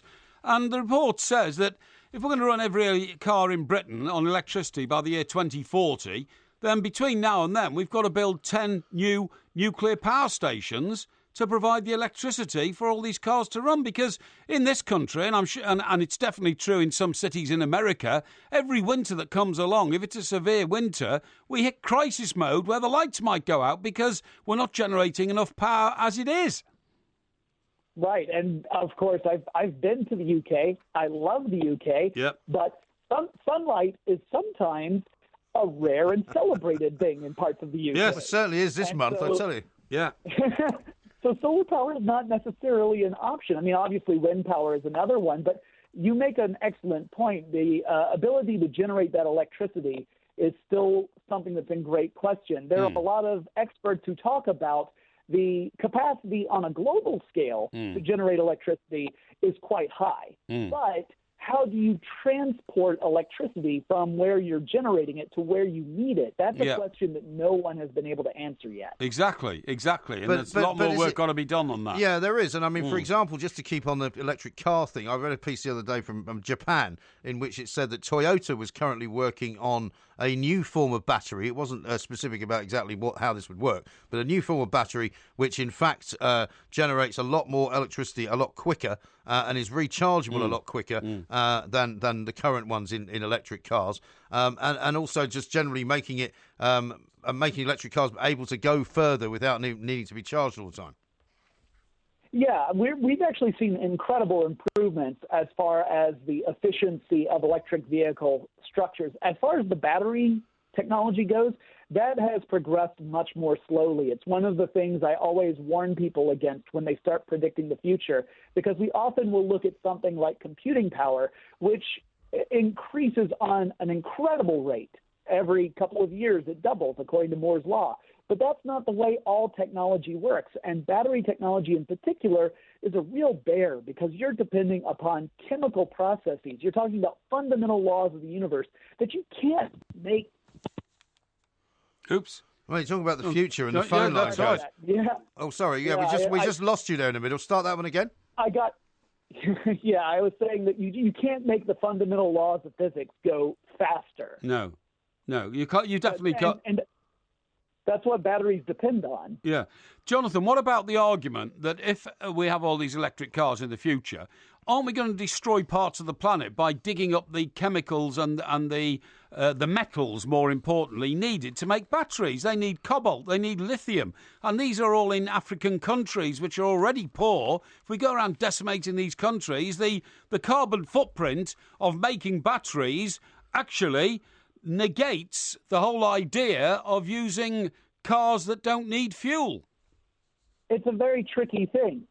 You also have rare earth metals that we tend to get from China. That is the country that produces them. They are in other parts of the world, but that's the cheapest place to get them. It's why electronics don't cost more than what they do now. And there are a lot of human rights issues as well. So it's not just environmental; it's human rights questions. It is, and it's really tricky. No one in Silicon Valley certainly wants to talk about these issues on a very deep level because it requires a lot of introspection and asking yourself some difficult questions. Yes. And there are not easy answers. No, I totally agree. And these are things which, I mean, the pipe dream's there. Everybody says we can have a world without smog. We can have a world without power stations. We can have a world without exhaust emissions from cars.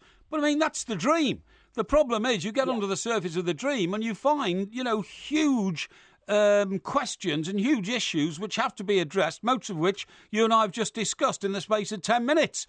And frankly, it needs 10 years of research to get over them. Well, it may well take 10 years, but I mean, surely, Jonathan, the whole point of all of this sort of progress that we've been making in the last 40 or 50 years, some of which has been in computing, some of which has been, as you say, less quick in electricity and all of that, is that progress is bound to happen. I mean, look at, we were just talking earlier on about Jeff Bezos, the guy who came up with the idea of Amazon, Bill Gates, the guy that came up with the idea of Microsoft. There will be, new things that will be discovered, won't there? Oh, sure. I mean, if there's a history that's even more certain than something like Moore's Law, it's that we will continue to see amazing innovation. Sometimes it's incremental. Sometimes it's so slow that we don't necessarily notice it right away. Other times it appears to be an enormous leap. But if you look back in the literature of predictions, it is hysterically funny to see how many people through different eras of time said, well, that's it. We've invented everything there is to invent now. And you just look 5 years ahead and you think the world is completely different 5 years later. That's right. I mean, Jonathan, where are we with the idea of running cars on water? The chemical symbol for water is H2O. There's hydrogen in water. Why can't we extract that hydrogen and use it to run cars?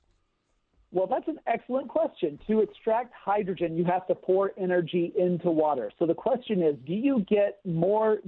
Is your use of hydrogen more effective than the amount of energy you have to put into water in order to release hydrogen? That molecular bond requires energy to break. It's called electrolysis, typically. That's when you run electric current through water. Yeah. So there are a lot of companies that have developed fuel cell technology, for example, which does that in reverse. You have hydrogen and oxygen. You get electricity and water as a result of using those fuel cells. Yeah. But the question you have then is, where do you get the hydrogen from? It's a very light element. It floats away, or it's mostly locked into other stuff. So you have to pour energy in to get something out. Yeah, I understand. Okay. I think the future is very exciting. Well, Mr. Parry differs from me and thinks that it's all a pipe dream and it will never happen. No, I think the future is very exciting. I just think there's a few sort of, juice heads walking round with a pie in the sky idea that it's all going to work. And, there are very serious questions that need answering.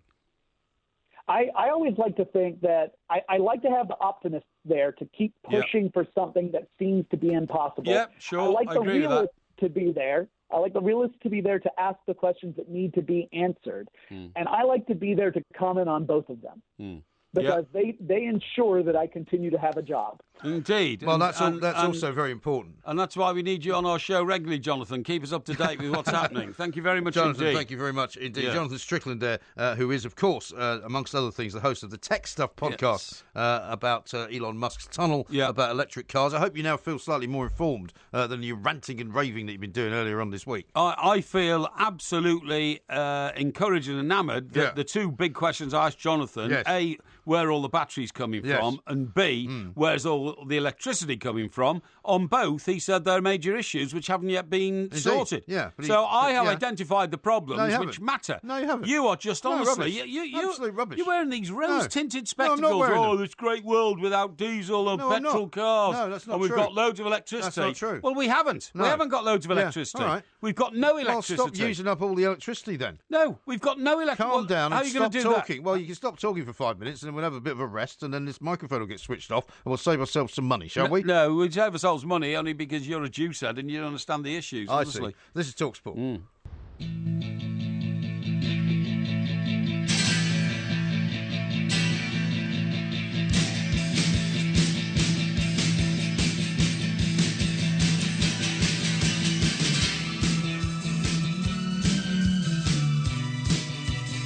This is TalkSport. We are the two Mikes. Phil says this: the theory of general relativity, time, space, and speed. If you fired the bullet forward, it would end up shooting you in the back. That's right, it would, yeah. Rather than in the front. Do you remember the Superman film when to turn back time to try and bring Lois Lane back to life? Yeah. He flew around the world in anti-clockwise fashion at the speed of light. Very quickly. Yes, very quickly to try and get time back so he could save Lois. Right. Yeah. Yeah, well, I mean, you can't really do that, though, can you? In real life. Well, no, of course you can't, because Superman doesn't actually exist. Doesn't but, he? I mean, he got the theory, scientific theory, right? You go faster than the speed of light, you can turn back time. Someone was asking earlier on if you were Batman, by the way, because they were saying one of the things that you uttered about being the sort of the guardian of the great public and the people's champion and all that. Apparently, that's something very similar to what Batman says. What do you mean? Well, I'll have to find the tweet. I say I look after my flock. You know, that's it's words to that effect. You know, Guardians of the Galaxy and all that. Phil says also, not sure if you've seen the film I, Robot, but it seems Elon Musk has the same sort of underground road system vision. I'm sure it will be done.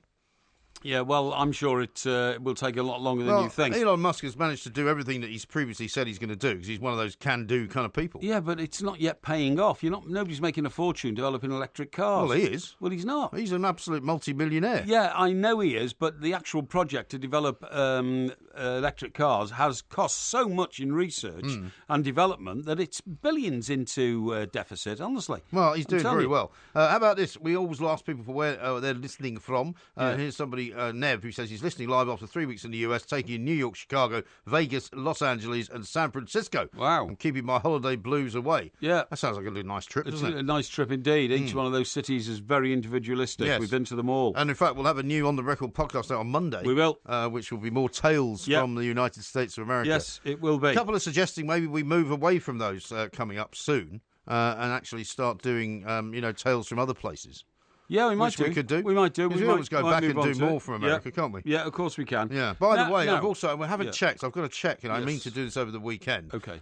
Whether all the VIP tickets have sold out at the City Winery We're going to have to find out, aren't we? Because we'll put some more on if they've sold out. Sure. That's what we'll do. We definitely will. Yeah. Now, you and I came across a report before the show tonight, which we found quite astonishing, and that is that a latest medical release says that drinking alcohol on 3 or 4 days a week can significantly cut the risk of developing type 2 diabetes. Which is an extraordinary statement, isn't it? Well, I thought the whole idea of diabetes, is that you have too much sugar in your body. Yeah. So if you're drinking red and white wine, aren't you putting more sugar into your body? Well, exactly, and I mean, I think the whole point is that it's not being broken down properly. If there's something wrong, if you get diabetes, then you're not breaking down the sugar. Yeah. So presumably, it's not the greatest of ideas to put more sugar into your body. Well, that's what I thought. Unless maybe it keeps your system. Well, I mean, what's the theory behind it? Let me try and explain. All right. It says moderate consumption reduces danger by 27% in men and nearly a third in women. Wine provides the greatest protection, experts believe, because of the way chemicals called polyphenols, P-H-E-N-O-L-S, polyphenols, regulate the amount of sugar in the blood. Right. The chemicals are especially abundant in red wine, but scientists warn heavy drinking will not help combat the debilitating condition and increases the risk of other life-threatening diseases, including cancer. Right. So it's a bit of a mixed one, this. Well, it's difficult, isn't it? I mean, the trouble is, with you and I, what people would describe as heavy drinking may be what people would describe as what we do. Yeah. Because when Except they talk we might regard it as moderate drinking. Well, exactly. Yeah. And I mean, the point is, when you say moderate drinking, that probably means something like a couple of glasses of wine a day. Yeah, I would think so, yeah. And I mean, I have days where I'll either have no drink at all or I'll have quite a lot. Yeah, exactly. I mean, it's very rare for me to go, I'll just have a couple of glasses of wine. Right. Yeah, I very rarely do that. Although, actually, a couple of weeks ago I did it and went for a sleep and came into work later on. Yes. But generally speaking, if I'm not working, like at the weekend, I don't just have 2 glasses of wine with dinner. No, you have 2 bottles. Probably have, at least 1.5. Well, yeah. Sometimes at least 1.5. Oh, you wouldn't finish off the half of the second bottle. I don't always. It depends. Yeah. Anyway, Professor Jane Tolstrup of the University of Southern Denmark says our findings suggest that alcohol drinking frequency is associated with risk and that consumption over 3 to 4 days a week is associated with the lowest risk of diabetes. Right. And researchers from Denmark's National Institute of Public Health looked at the data compiled from more than 70,000 people, monitored for an average of 5 years, men who drank 14 units of alcohol a week. See, that's like 7 pints of beer. That's a pint a day. That's a pint a day. Well, do you know the Hawksby and Jacobs have got a kind of a programme going on at the moment, if you've heard it, which is accompanying some advertising that we're doing. It's about, don't knock off the one you have just before you go to bed, knock off the extra one you have at home, or the one you have with dinner and all that. Yeah. And they have a little thing that you can do, a test that you can do to measure your intake. Okay. And I think I gave up after about halfway through the week. Yeah, okay, I don't know. But it says men who drunk 14 units of alcohol a week, that's a pint a day, found to have a 43% lower risk of diabetes compared with those who were teetotal. See, that's quite interesting. So my problem is, and you think we would know this by now, but I still don't. I'm not really sure what a unit of alcohol is. Is a pint got 4 units of alcohol? No, 2. 2. Yeah, a unit of alcohol is half a pint of beer, or one. Okay, so it's more than or one small glass of wine. Okay, well you said that 40 units. 14. 14. Oh, sorry, 4. Yeah. Oh, okay, so that's 7 pints. 7 pints. Yeah, that's a pint that's a day. Not very much, is it? Not really. It says it should be taken over 3 or 4 days a week. So if you're only drinking 3 or 4 days a week, that's a pint and a half. Yes. Which is quite ridiculous. Well, really. that is ridiculous because if you're going to, there might be days when you have no pints. Yeah. But there isn't many days when you only have one. Yeah. Is there?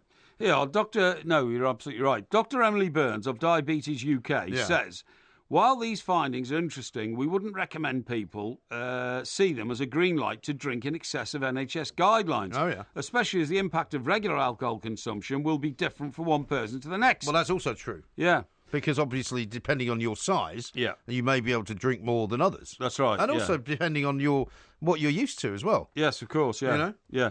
By the way, this guy Adam Peaty.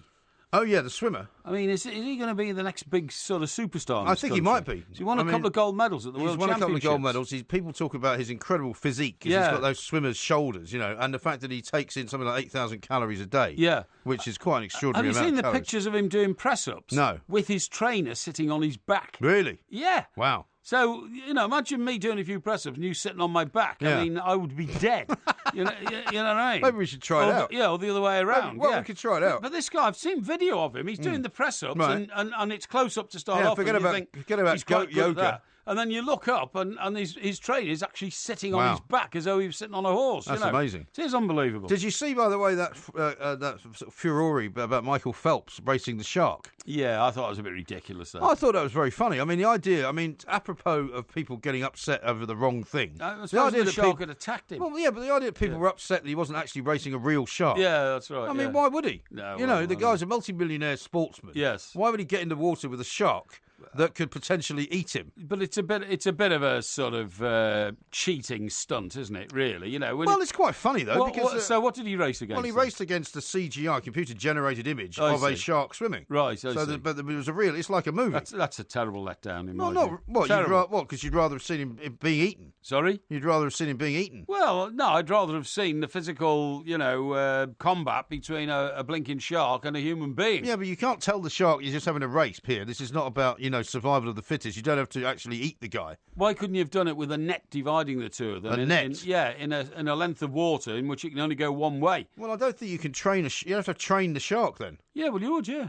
How can you train? What the shark jumps into the water at the same time? How do you do that? Don't be ridiculous. He dives into the water, and the shark starts moving the minute he hits the water. The shark starts moving towards him, eats through the net, and then eats Michael Phelps. No, you wouldn't, because what you'd do is you would have a series of incentives for the shark all the way up the water. No, no sharks. You can't train sharks to swim in a particular direction. You know to get a fish at the end. No, to get a shark interested, you dangle bits of red-blooded meat at them. Red-blooded meat. And so you'd have those dotted all the way up, good idea. Up the race lane. Have you seen Jaws? Yeah, all the way up the race lane. He would go, he'd be eating lumps of meat on the way up. Don't worry, I've got it worked out. You could be an impresario. Yeah, putting on fish versus man races. Yeah, why not? That'd be great. Why not? Incredible stuff. Yes. Now, how about this from a Stu who says, I'm with Porky on electric cars. Talk about putting the cart before the horse. Yeah. Get the energy sorted first, then the cars. Yeah, it is utterly ridiculous. Well, honestly. I mean, all these flat earthers stand with you. No, we're not flat earthers. We're just realists and common sense people. Now, coming up in the next hour, we're going to have the Porky who Quiz. Think you can run the word on electricity. Where are you going to get your electricity from? Why do you keep from? calling me a goon, by the way? Because you're a goon trying to make out that, I've got it all worked out. That's the word that was used by a fellow broadcaster of yours. I wonder if you're in league with him. I'll get into that a little bit later on. This is TalkSport. We are the Two Mics. We will be here all weekend, of course. We're doing the warm-up on Saturday and Sunday. That's from 11 o'clock until 2. We've got Steve Lillywhite on tomorrow, I believe. When I say tomorrow, that is Saturday. Yep. And a whole host of other guests as well. Now, let me tell you this great story about Rory Gallagher. It was, of course, the Open last weekend. It certainly was. Which was quite an eventful Open for many people and for many reasons, including us. But there's a piece in one of the papers this morning in which a piece of film and some stills have been released. Yep. And it's from when Rory McIlroy lost his ball, right?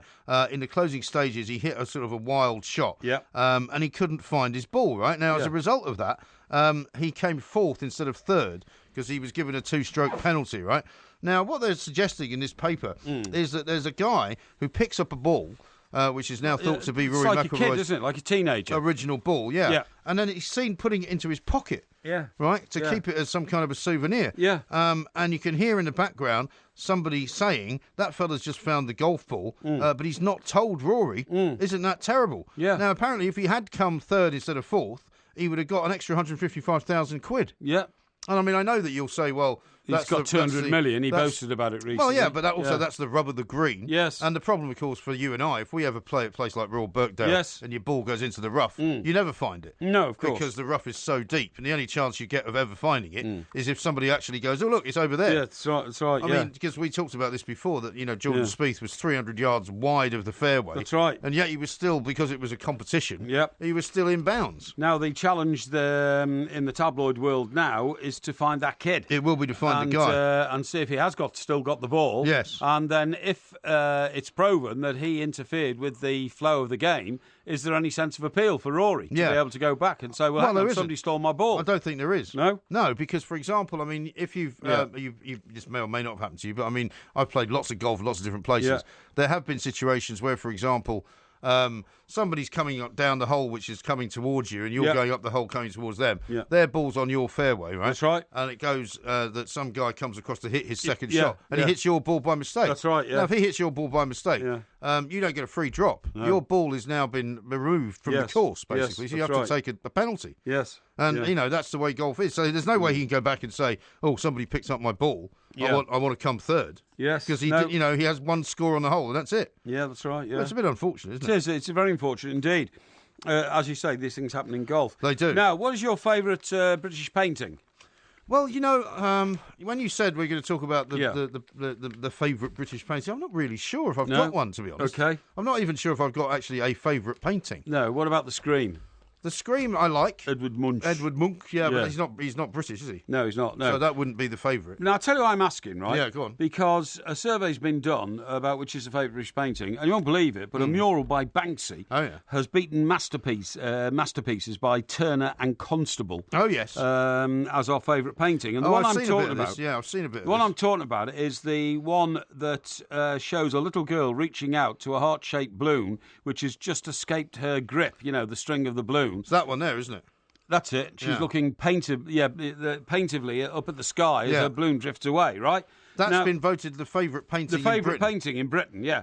Above John Constable's The Haywain, which is my favourite painting. I would have suggested that would be in there, wouldn't it? Yeah. And the third one, which I'm not really very aware of, Jack Vetriano. I don't even know who he is. He's a Scottish guy. The Singing Butler. Yes, he paints a lot of what you might call jolly pictures. Well, it's a bit like Edward Hopper, actually. The American painter. Yeah, I know. Yeah. It's kind of realistic visions of people in scenes, like in restaurants or in bars.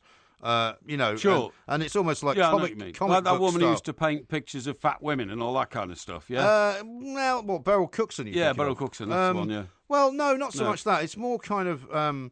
it's more like almost comic book style painting. I see, yeah. So it would be sort of a man and a woman standing in a bar. Yes. Or a man and a woman sort of standing in a hotel room. Yes. But it's quite vivid and quite I understand, it's quite sort of true to life. Okay.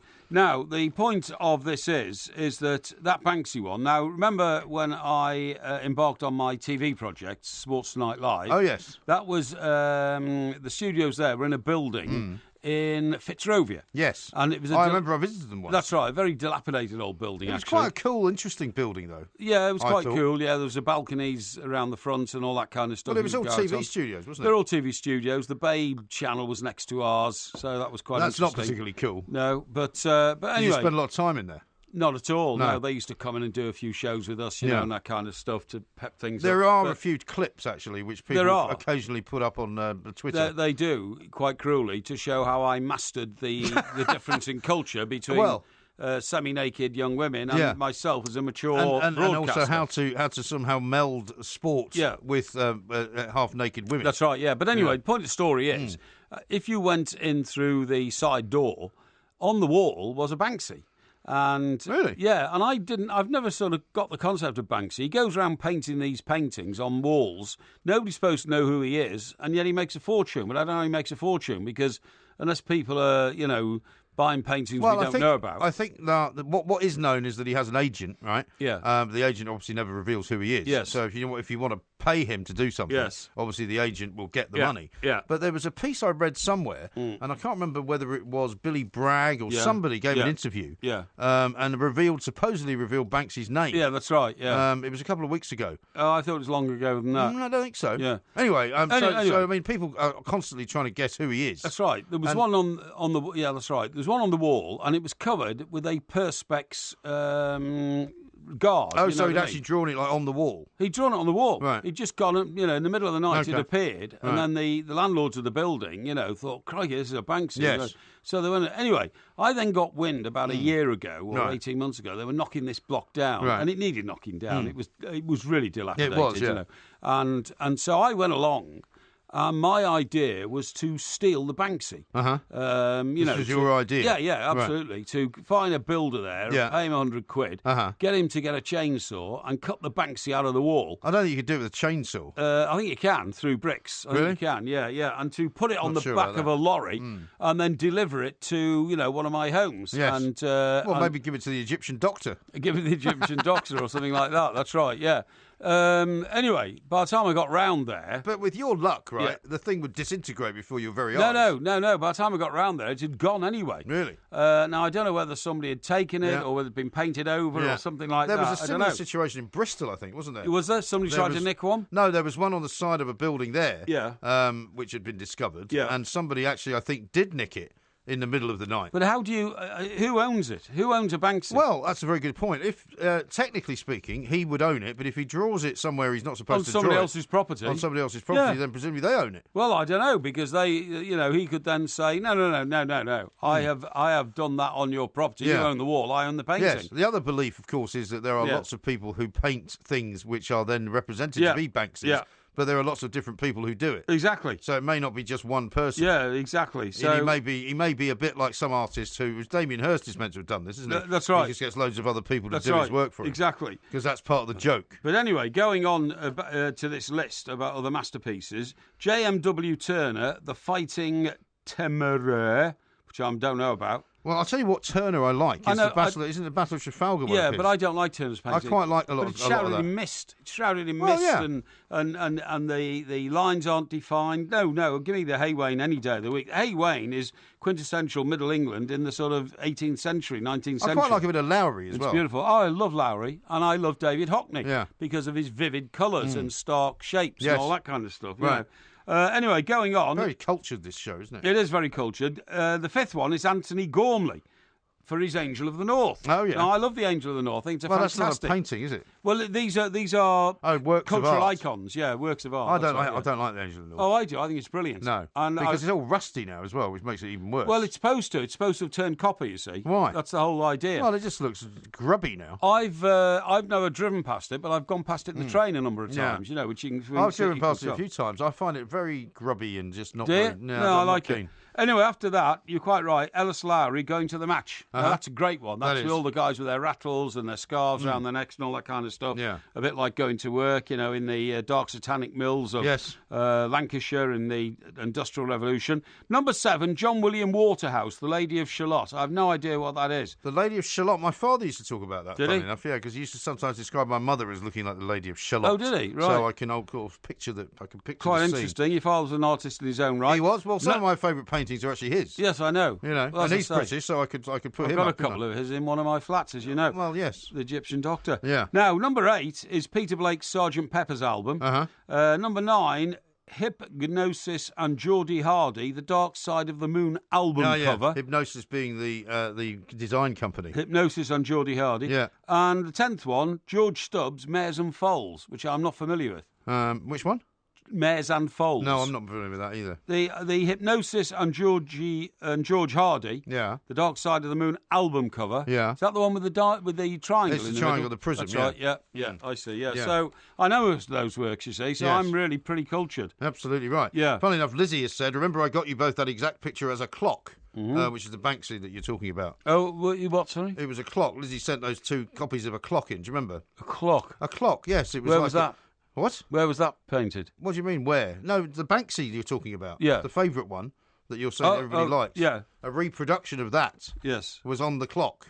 Why are you looking so confused? What clock? The clock that she sent in for a present. Oh, right, okay, yeah, that's right. It was. That one there with the balloon. Yes, that's the one that you started the whole conversation with. Of course, with. yes, of course, I remember God's now. Yeah. sake. Yeah. Now, quickly, here's one from Pete. It says, up with my poorly 9-year-old Paige, tonsillitis. Can we go to get well soon, please? Yeah, what's her name? Paige. Paige, and she's 9? She got tonsillitis. Oh, Paige, I'm so sorry you got tonsillitis, my dear. Don't worry, it'll get better. Your mum and dad will look after you. You'll grow up to be a happy and healthy young lady. It's just a temporary problem. Yes. Keep listening to the 2 mics. We will help you get better. Ah, yes. And Ben says the Banksy interview was with Goldie. That's right. Who let it slip? It might be Robert Del Naya, who is in Massive Attack. Right. That was who it was. Right. This is TalkSport. Yes. And he painted matched up men and matched up cats and dogs. He painted kids on the corner of the street.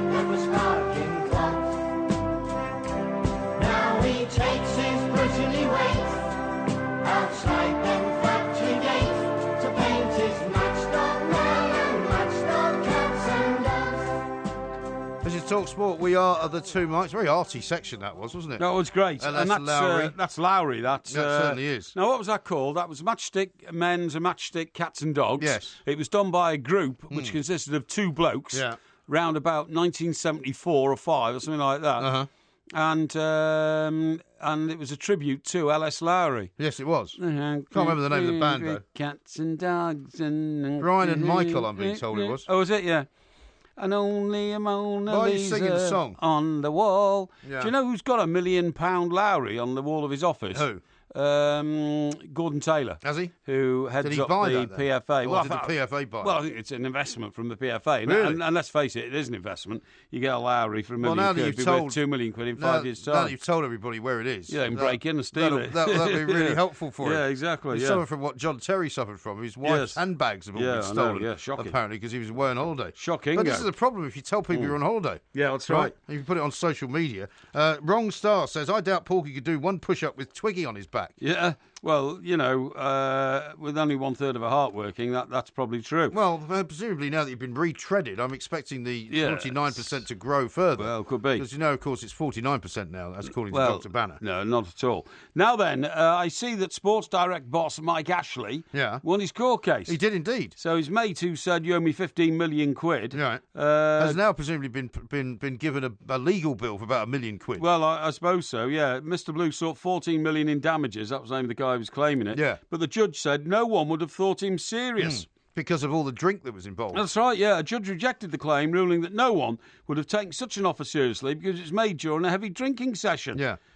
Mr. Blue said Mr. Ashew dismissed the alleged offer to the banker as banter, often held drinking sessions, and encourages staff to speak more freely. Yeah. However, Mr. Justice Leggett said the fact that the meeting was held in a pub, the vagueness of the offer, and that it lacked any real commercial sense meant it couldn't possibly be legally binding. Well, except for the fact that could you not have argued that since he paid him £1 million, he clearly saw that there was some benefit from the relationship and that the guy had obviously done something. Yeah. So it really wasn't a question of, and I'm not going into the ins and outs of the legalities, but I mean, it wasn't a question of whether he had offered him money. Yeah. It was a question of how much money. Yeah, well, that's one point, but I think one of the arguments put forward by Mr. Ashley's lawyers was, OK, so we discussed how to up the share price of the company.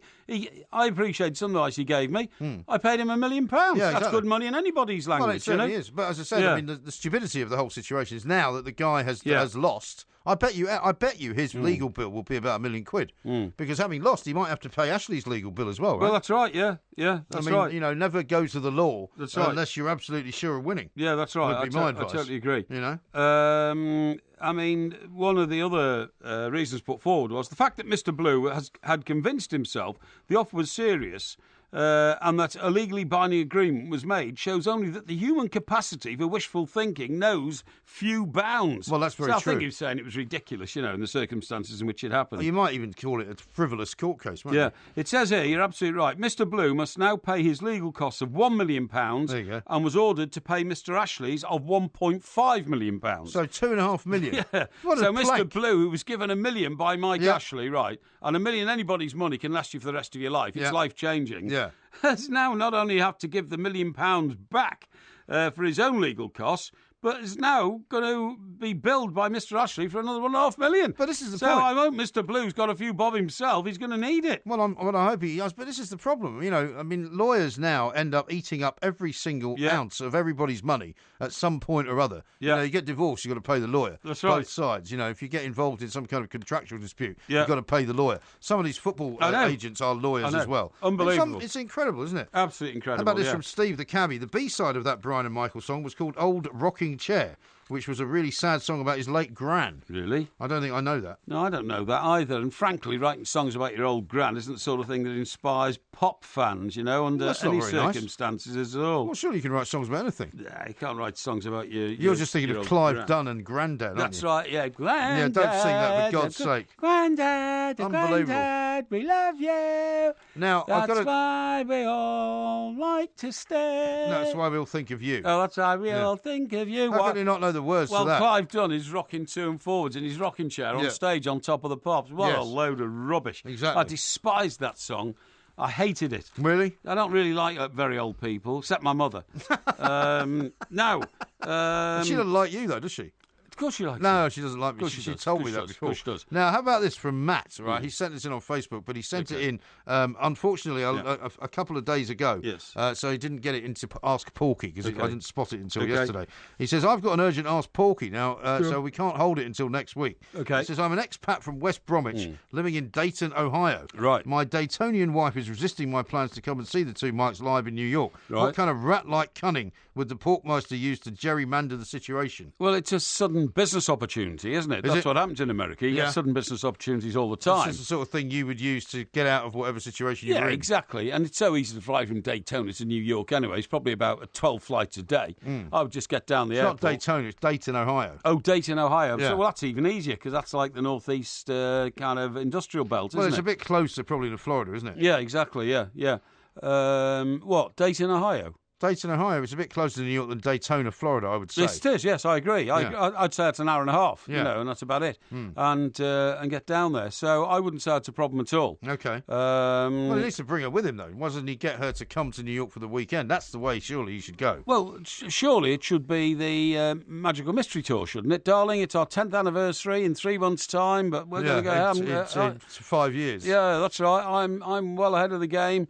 So you see, you don't even have to say in America, bring your passport, do you? No. You could say, look, we're just going out for the evening, but although maybe they've changed it. Maybe now you need your passport to get on a plane. Given bring a change of clothes or something like that, and then whoosh into New York City.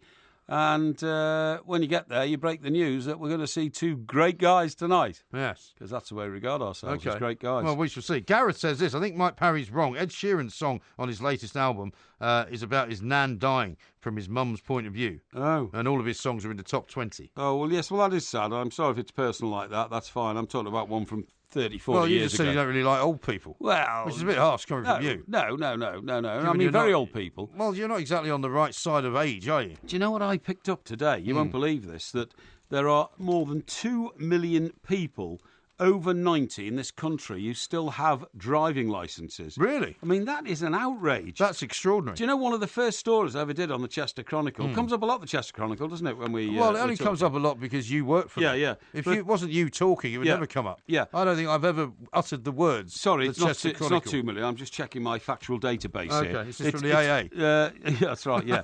It has 100,000 drivers who are 90 or over, right? 100,000, yeah. So you went from 100,000 to 2 million. No, I went down from 2 million to 100,000. Yeah, but the truth being 100,000. Yeah. And your figure being 2 million. It includes 248 people who are more than 100 years old. Right. 248. One is 103, the oldest one. Yes. Once motorists reach 70, they have to renew their documents every 3 years and answer written questions. Yeah, don't they have to take a test after 75 or something? Well, I don't think so. A total of 100,281 people over the age of 90 can still get behind the wheel. Those are figures from driver and vehicle licensing. The oldest holder of a provisional driving licence is a woman aged 103. You got a provisional licence at 103. Well, she's had it for years. Don't you think she should try and take the test? Well, you'd have thought so. Eventually. There's been much debate over how safe older drivers are, as senior citizens on warrants have health problems, right? Swansea University study claimed older people are no more dangerous than other road users. Now, I don't agree with that. One of the first stories in the Chester Chronicle, right, was an inquest. You always went along and did these inquests, you know. This is an inquest touching the death of... this would be the local county coroner's court. The coroner was usually a local solicitor, you know. This is an inquest. I mean, I used to see the coroner in court 1 minute and then in the pub the next. You know, you seem like you spent a lot of time in the pub. I did spend a lot of time in the pub next to the town hall because that's where all the courts were. You know, right? And this is an inquest touching the death of Mary Ann Jones, who sadly departed this world. You know, and that kind of stuff. Oh, yeah. So anyway, one of the first ones I did was some 90-year-old bloke. You know, was driving through a place called Cristleton, right, in his Morris Minor, literally. And just had a heart attack and died at the wheel. Okay. Well, the car veered over, didn't it, and crashed into another car coming the other way. Right. Which wiped out a family. Oh, dear. You know, mother, father and 2 children. Nothing funny about it at all. So was this the inquest on him or them? It was the inquest on everybody who died in the tragedy. RTA. But, you know, he then said, I remember he issued an advisory. The coroners can issue advisories, in which he said it must be brought to the attention of the authorities at this man at 90. And all the doctors' records that they got for this guy were that his veins were so clogged up that he could have died at any moment, and he did in his car. Yeah. And so, people at 90 do die suddenly, unfortunately. But lots of people die suddenly as well. Yeah. I mean, you can have a heart attack at 45. Yeah, but you're more likely to have a heart attack when you're over 90. I don't know. But Well, I've told you many times the story of my mother, who somehow managed to get into her Volkswagen Beetle in the car park of an American supermarket. Yes. And rev it to such an extent that it sort of took off in reverse. Right. And managed to do a couple of donuts before hitting a flagpole. Right. And ending up sort of almost crashing through the front window of the supermarket. But didn't touch another car. Somehow she didn't touch another car. Amazingly, didn't run anybody over. No. But basically, she could have done. The Connecticut authorities just said, we're taking your licence. Yeah, that's right, yeah. And you're not getting it back. Yeah, golly. I mean, I'm glad they did because, she shouldn't be on the road. No, exactly. She's 93. That's exactly what I'm saying. Exactly what I'm saying. This is Talk Sport. Yeah. Stop. Look around. Here it comes. Here it comes. Here it comes. Here it comes. Here comes your magic love breakdown. This is Talk Sport. We are the two mics, and that music can only mean one thing, of course. 19's Nervous Breakdown. That's right. It's a very, very famous song by the Rolling Stones. Yep. And the quiz is on Sir Mick Jagger. It is. And, of course, we shall be in any minute now in receipt of the secret envelope. Oh, here they come. Here it is. Here they Got come, the secret two sets of questions. One set of questions. Jagger Quiz is what it says. Yeah, okay. I am, however, also on Facebook because we are broadcasting this live, and it is on the Two Mics Facebook page. So have we put on a link for that? I'm about to do that right now. Right. So I shall do Get that. busy with that, shall we? First, while I'm actually opening the quiz questions. Would you like to make a prediction as to how well you're going to do? 7. You're going to do 7. 7. That is pretty. I've grown up with Mick Jagger. There's not much I don't know about Mick. Is that right? Yeah. Well, he's also somebody that comes up in our show quite a bit. Yes, he does. Yeah. The problem with where you're sitting again, though, is that you're kind of slightly overlooking my shoulder. To some extent, I'm not. So I don't be able to see what is going on. Just for the purposes of line of sight for the camera. Oh, okay. Okay. Right. I'm now just putting out the link. Watch the Porky Quiz live right here, and you can send that out as well. Right. That's good. Coming up right now. Right, okay. Okay, it's going out on the two mics. Now, are you ready for question number 1? Okay, let me just get this link out, please, because it's so important that people see it, because we actually, before we do open justice. Before we do that, we need to tell you what's going to happen. If you get one correct, you will hear this sound. That means it's going to... I like that. You'll hear a lot of that. Gas. If you get one incorrect, you'll hear this. Get off of my cloud. Hey, you get off of my cloud. Yeah, well, we haven't asked you Don't for the mess words around. I've got the sound. Right, I've got the sound. Are you ready for question number 1? Yes. In what year did Mick Jagger release his first solo album, She's the Boss? She's the Boss, released by Mick Jagger as a solo album in... I believe that to be... because there was a single on it which got into the top 10, Just Another Night. I want just another night, just another night. I'm hoping you're not going to sing all the way through this. And I would say that was 1985. Correct. Hooray! Woo, woo, woo, woo. Okay, you took quite a long time to come up with that year, but let's try and answer the questions a bit quicker. Okay. Question number 2. Yeah. Where was Mick's mother Eva born? Mick's mother Eva was born in... Now, in a Crossfire Hurricane. Thinking aloud here, in a Crossfire Hurricane. See, you're trying to put me off. You see, you're trying to hint that was the answer. Oh, no, she's not obviously Yes, born you are. in a You're trying to hint Crossfire that was the answer. You see that? See these disgusting tactics to screw my brain? No, it's a Rolling Stones song, isn't it? Right. Yeah, but it's not about his mother. Right, well, she was born in... Thinking aloud. Yeah. It was not Dartford, right, where Mick grew up. I can't tell you where it wasn't. It was not. It was not even Europe. It was not the Far East. It was Australia. Sydney, Australia is correct. Thank you.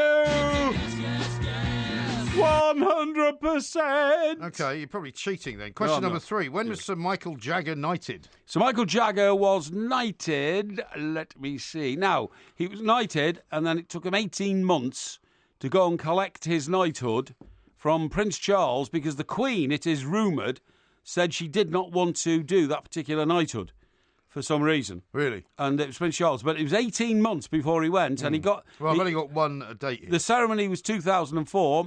Sir Mick Jagger was knighted in 2003. Correct. Hooray! Oh, my God! So whenever you've previously got 3 out of 3, that's always meant you've been cheating, right? 100%. Yeah, the second set of questions will come in now. There is one set of questions. Here it is. No. There is only one set of questions. Question number 4. Yes. What is the name of Mick's current partner? Mick's current partner? Yes. Well, that's debatable as to whether he has a current partner or not. But, No, it's not. It's not debatable. If we are going to talk about his current partner, who is the mother of his last child, we're talking about Milana Hemerack. Incorrect. No! It is Melanie Hamrick. Well, come on. Oh, come on. Milana Hamrick. Come on, that's the way it's pronounced. No, incorrect. You can't take that off me. No, you're not having it. I said Milana Hemerack. Yeah. And her you name is Hamrick. and what did you say? Her name is Melanie Hamrick. That is it. That's the answer. That's another one of these where Under you can't anybody's. where you can't read what you've written down, isn't it? Don't be ridiculous. Yeah, you're Under cheating. anybody's I'm gonna have to have a circumstances, look. that's a victory. Why have you got a load of cuttings in front of you? Because this is what we've been doing the previous 2.5 hours on the show for. Well, none of them are about Mick Jagger. No, none of them are about Mick Jagger. Okay. Question number You 5. cheating, thieving git. Well, you've got to get the answer right. Question number 5. Yes. Mick met Keith Richard at primary school in Dartford. Yes. What was the name of it? It was called... I know this because it is also the name of a very famous golf course, Wentworth Primary. That's correct. Hooray! Wow, this is 100%. Now, I've just been told by the people behind the glass that there might have been a security breach earlier on in the evening. Oh, you mean you weren't able to introduce a second set of questions? No, I'm just saying that I'm going to ask you a direct question. Yeah. Question number 6. Yes. Have you seen these questions? No, I have not. Are you sure? I have not. I swear on the life of... my pet hamster that I have You not. haven't got a pet hamster. I haven't got a pet hamster. No, and I you're swear. now I swear smiling. on my life. I swear on my life. Of course, Really? I've not seen these questions. Okay. Yeah. Question number 6. That's 5 out of 5. By That's the way. 5. No, it's 4 out of 5. No, it's not because I You've got 4 out of 5. Milana Hammer. No, because you obviously saw it somewhere and you've mispronounced it. No, get on with it. Question number 6. Yes. What was the Rolling Stones' first number 1 hit? Their first number 1 hit was... now, the first overseas number 1 hit was Satisfaction. I can get no satisfaction. Their first number 1 hit in this country was Under My Thumb. I'm thinking aloud here, Under My Thumb. You obviously only saw the first 5 questions. No. Or are you just trying to be clever now? now? No, just shut up a minute, shut up. I think I'm going to go for... yeah, it's got to be Satisfaction. Incorrect. No! So just throw that one to throw us off the scent. What was it? It's all over now. Because I used to love her, ba-bum-bum-ba, it's all over now. If you get this next not one a Mick right, Jagger question. Anyway, what do you mean it's not a Mick Jagger question? So any question about about the the Rolling Rolling Stones is not a Mick Jagger anyway, question. get on with it. What's the name of the band that Mick Jagger's in? The Rolling Stones. So thank you. Yeah. Question number 7. Yes. If you get this right, you've definitely seen these questions. No. In 1975, a plot was hatched to murder Jagger. Yes. Why? What happened was what the Stones did was after Woodstock was try to come up with their own version of a free concert. It happened at Altamont, and unfortunately, the Hells Angels came along and provided quotes security. But in the cause of that, a young boy was actually beaten and stabbed to death in the audience in front of the stage when Mick Jagger protested about it and made loud noises about it afterwards, about bringing those who were guilty to justice. Another group of Hells Angels decided that we're going to assassinate Mick Jagger. And what they did is, off Long Island, they got into a boat and were going to sail over to the house where he was staying. But fortunately for Mick Jagger, the boat sank in Long Island water and they fled for their lives at sea. Correct. Thank you! Hooray! Woo, woo, Definitely woo, woo. cheating. Woo, definitely not. You've changed the questions and I'm still getting them right. I haven't changed any questions. Come on, There is get on one set of questions. There is only one cheat in this room, and that cheat is you. Excuse me, should we you get on with only ever get this much right when you've been cheating. How many have I got now? You've now 6. got 6 out of... No, you got 2 wrong, so you got 5 out of 7. 5 out of 7. Question number 8. Yes. When did the Rolling Stones headline Glastonbury? Glastonbury. Yeah. Ooh. You see, this is not a Mick Jagger question. This is a Rolling Stones was question. Mick Jagger there? Well, I suppose he was. Yeah. When did they headline Glastonbury? Let me see. That would be. That was 2011. Incorrect. No. It was 2013. 2013. Question. Oh, that was so close. Yeah. I mean, crikey, You come must on. not have been able to see that one quite I think as clearly I get as the half others. a point for that, don't I? No, incorrect. Yeah. You've currently got 5 out of 8. Question number 9. Yeah, Which 6 out of 8. No, 5. Which 1975 film role did Jagger audition for? Or audition for, or actually go into. The question says, which 1975 film role did Jagger audition for? Okay, because He could have auditioned for it and got it, or he could have auditioned for it and not got it. No, if you audition for it, you don't talk about audition for it. You would have said, in which film did he star? So now his first two films... I don't write the questions, as you know. His first two films, thinking aloud, were Performance and Ned Kelly. And, he didn't get huge critical acclaim for either, but... Hamster down, says Richard. What's this? Your hamster just died. Oh, yeah, I see. Yeah. So now he appeared in Performance. I wasn't aware that he actually auditioned for any other film. So I would have to say... no, what, 75? Wasn't a Bond film, really, was it? I'd have to say Performance. Incorrect. No! He applied for the role of Frankenfurter in the Rocky Horror Picture Show. Really? Which was eventually drawn by Tim Curry. Completely unknown to anybody. These are the second set of questions now, folks.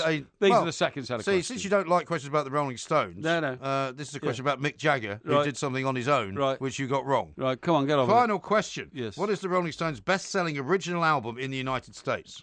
Best-selling original album in the United States? Yeah. Exile on Main Street. Incorrect. No! Probably Sticky Fingers. No, it's Some Girls, actually. Some Girls. 1978. Okay. 6 million sales. So you got 5 out of 10. No, I got 6. No, you got 5. No, I'm taking Melanie Hermarack. I don't care what you What's say. her You're name? so close. Melanie Hermarack. Yeah, that's right, yeah. Melanie Hemorrhoids. Yeah. Her name That is was a brilliant Melanie, performance by me. Melanie Hamrick, and I think you're a cheat. 5 out of 5, and you brought in the second set of questions. No, there the is ones one that are set of questions. unanswerable. There is one envelope. No. I have nothing other than that. What you have, unfortunately, is a track record of cheating. No. And the only way that you've got as many as you've got is because you saw those questions on John's computer. No, I did not. He thinks he left them up there by mistake. Well, John can say what he likes, the miserable cur that he is. John is a very trustworthy member of our team. Oh, is he? Yeah. Very trustworthy. when it suits him. Very trustworthy. All I can tell you is I didn't see any of the answers, and I was steaming along there until you wouldn't give me Melanie Hermarack. And you then started asking stupid questions about the Rolling Stones. It's not Melanie Hermarack. It is. It's Melanie Hamrick. Well, I'm sorry. Which is a completely different name. So close that it was ridiculous so close, that it's fine. It's like your attempt to suggest that Everton came very close to winning a match which they actually lost. The audience will make up their own mind. Well, the audience, I'm sure, have already made up their mind. Will speak, and we will be. The audience will speak. Please send me your thoughts on this one, folks, because I need so many papers in front of you. You've got to search your desk. No, you don't need to search I think you've had some kind of help on this. No, rubbish. Utter rubbish. Please leave the camera on, Mr. Levine, so that we can search the desk and see what we come up with. There's nothing here. This is TalkSport. Garbage. Total garbage. It's all over now. I'm trying hard to forget that you've been cheating. Wishing you had never met, 'cause you've been cheating. Did you know lies can't be seen? This is TalkSport. We are the two mics. There's an awful lot of doubt out there in the big wide world following the appearance of your gerrymandering of the quiz. Bill says this blatant Porky gerrymandering, MG. Rubbish. Bits of Jagger info all over the table. Absolutely disgraceful. No. Dazza says with an all-time average of 3 out of 10. Porky, how does Porky do so well tonight? Yeah. Is it a fluke or gerrymandering? No. Even Facebook thought he was cheating. That's why the live stream went down. No. And Owen says Porky predicted 7 out of 10, so 5 is a big letdown. Yeah, well, I was expecting more. You say that, but I can tell you that's a victory of enormous proportions. Imran says 2 out of 10. Porky surprised cheating, myself. thinking out loud. I mean, you can see from the reaction on Facebook that people are absolutely not buying anything at all. Well, you put so much reverse propaganda out to try and Not make at all. out. You never get that many right. Of course I do. You never get that many right. Of course I do. And I mean, I can't believe that you would have even known Melanie Hamrick's name. Yeah, well, I did, didn't I? Are you sure you didn't write it down? No, of course I didn't write it down. And you just couldn't read it properly? No. That's what it sounded like to me. You always make out whenever I do anything good that I've been cheating. That's not true. You're a scumbag. No, because every time you do well in the quiz, it's because you have been cheating. Yeah. Steve, the cabbie, says John should be sacked for being so stupid to leave them on the screen. Yeah. Security breach, misconduct. No. I can swear to you on the life of my mother that there was nothing like that going on. And obviously, Porky says Chris couldn't use the mouse to scroll down to page 2 because she only knew the first 5. No, Scott says, wow, what a stunning performance by the Portmeister. Against all the odds, well done, Porkenstein. You only saw the first 5, didn't you? Porkenstein. No, don't be ridiculous. You changed the questions after the first 5. You got the rest wrong. She only saw 1 page. Graham here says, listening in from Christchurch, New Zealand, Defo Cheeto, Porco. You see, you've warped the minds of these people. Not at all. They know what they're expecting. Yeah. Thomas says, thinking out loud, Mike Parry's definitely cheating. Michael here says, indicators that Porky may have been cheating. 1, swift answer of questions. 2, distinct lack of thinking loud. 3, he's actually breathing. Yes, and also, don't forget, when you get things wrong because they're only just marginally wrong. Yes. Because why, for example, would you think that Melanie Hamrick's name was actually Melania Hatterick? No, Hamrick. I said Hamrick. I got it right. I'm claiming 6 on this one. No, Hamrick is not the name. It's Hamrick. Now then, can I tell you, a chap called Dan has just tweeted. He says, excuse me, a King School Chester boy who is fantastic to listen to on the radio nonetheless. Now, earlier in the day, I put out a tweet saying how disgusted I was by, how pleased I was that local councils... Pleased or disgusted? You can't remember which. How pleased were the local councils? We're going to dig up all these speed bumps because they wrecked the atmosphere and wrecked cars, okay? Yeah. But in saying that, I said, just discovered that speeding stroke braking is bad for the environment. Yes. Now, unfortunately, I spelled braking, B-R-E-A-K-I-N-G. Was it one of these things that self-corrected? No. And Dan he was the first to spot it, right? And he's a copite. So I had to say, my shame as a King School Chester boy being upbraided on my English grammar by a copite. Yes, that's not good, is it? And so he says, a King School Chester boy who's fantastic to listen to. Okay, Dan? Yeah. Well, I appreciate it. Well, surely normally you would just claim that was autocorrect, making you look stupid, wouldn't you? No, I'd never claim that. Do you not? Do you remember old Gorgeous George? Yes. George Galloway. When he won his last by-election, he actually tweeted out the name of the wrong town. Yeah. That he'd won the seat on. Yeah. But then, half an hour later when he realised, damned, what was it, predictive text. Predictive text, Damn predictive text. Yes. So we'll take your word for it, George. It was damn predictive text. Indeed. Ben says, blistering start, Porky, an admirable effort. Harsh call on Melania what's-her-name, all down to pronunciation. Yeah. No, it's all down to the fact that you wrote her name down wrongly. No. And then when you read it back wrongly, that was when you were found out. Yeah, Phil here says, great effort, Porky. I will give you at least 6.5 out of 10. Yeah. Thank you very much indeed. You got 5, actually. Maxwell says, 100% absolutely cheated. No mention of thinking out loud or pauses. Blatant cheating. Not at all, honestly. I just don't know what I could do to convince you people that I get it right. Well, you've got to actually sound as though you're trying to answer the questions as opposed to just... I mean, you are unbelievable. You are the only person I know that would even think of cheating in a quiz. I don't cheat. You do. You've cheated all your life. Toffee Nose Git says he's got the same problem. He lives in Columbus, Ohio. Oh, yeah. Have I been there? I think I've been there. I've been to Columbus, yeah. Yeah, I have as well. And he says, sorry, I live in Columbus Ohio and have the same problem as the bloke in Dayton. Maybe we could join forces against her indoors. But look, just tell you why I've taken her away for a great weekend. I mean, crikey, Columbus, Ohio to New York ain't no great stretch, mate. It's not terribly far. Get over there in an hour and a half, 2 hours or something like that, and just get on with it. Have a great weekend in Manhattan. Yeah. Yeah. William says, batteries went completely dead, even in all other radios. I'm listening on Freeview TV now. Oh. I wonder if you've caused some kind of electrical storm. Yeah. Is that possible? No.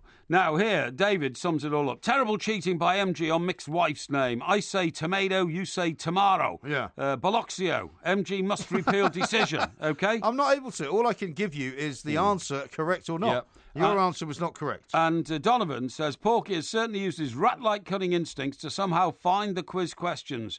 Disgraceful, Porky. I swear to you, I did not. If I asked you what the First Lady of the United States of America's first name was, what would you say? Melania. Right. Yeah. Not Melanie. Melanie's wrong. Yeah, well, I'm sorry. That's what you got wrong. I'm sorry, but you said that Melanie's name was Melania. It's the same problem. No. So it's not right. I it's got wrong. it right. You can't have it right and wrong. Andy here says, couldn't agree more about the two mics. They speak so much sense and offer great opinion. Just teaching the missus about bladderation in moderation. Oh, really? So maybe he's on his way to New York He as might well. well be, yeah. Owen says, Porky got excited once again, was flying along, and then bang, the wheels come off. Once he thought of Madam Hemorrhoids. No, because you only saw the first questions five were changed after the first 5. You only saw the first 5. Without a shadow of a doubt.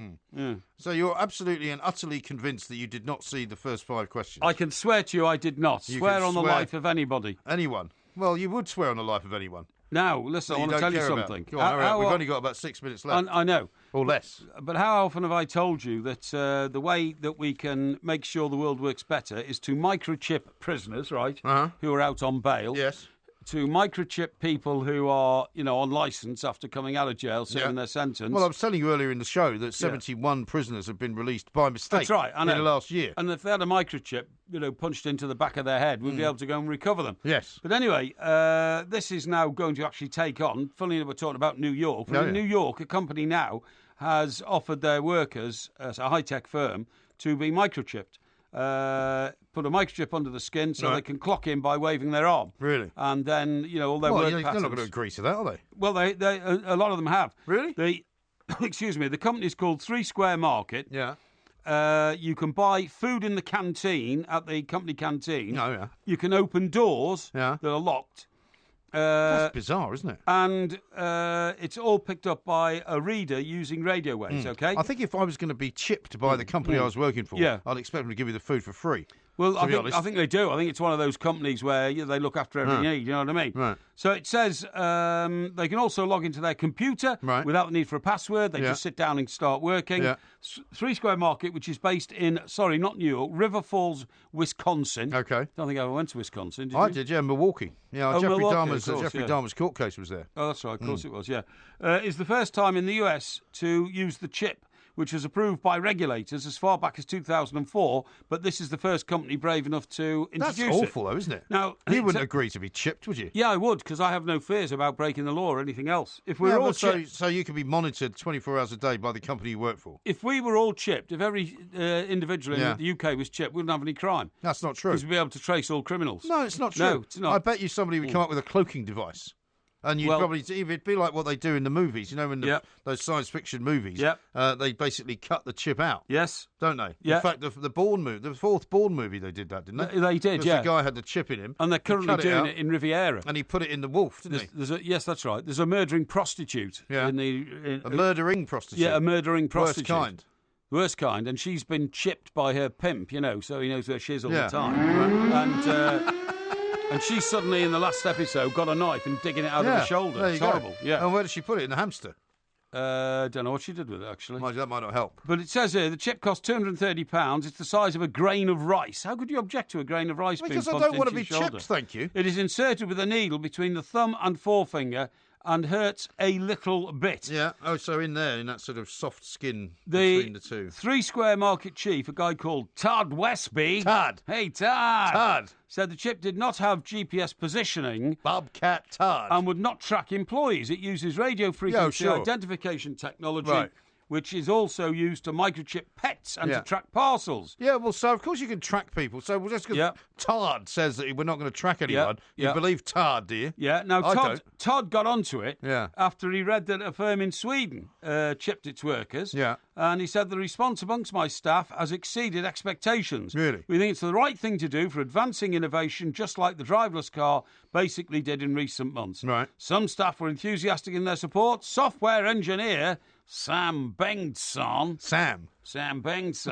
said, in the next 5 to 10 years, this is going to be more normal. But sales director Melissa Timmons is hesitant. I'm a little nervous about implanting something into my body. Turned into Skip Bornooter. About implanting something into my body. I'm not surprised. Now, privacy experts also raised the alarm and questioned how secure the chip really was. Yeah.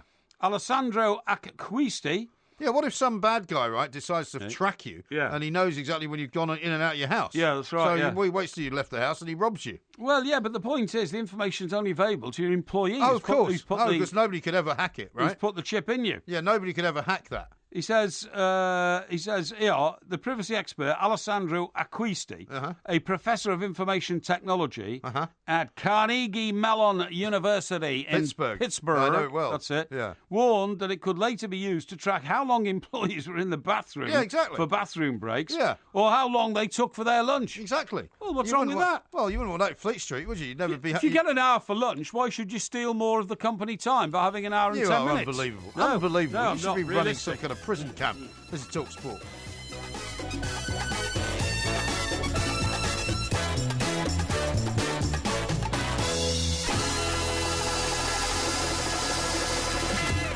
Now, I have some news for you. Yeah, go on. The formula's been worked out as to how handsome a man is. Oh, yeah.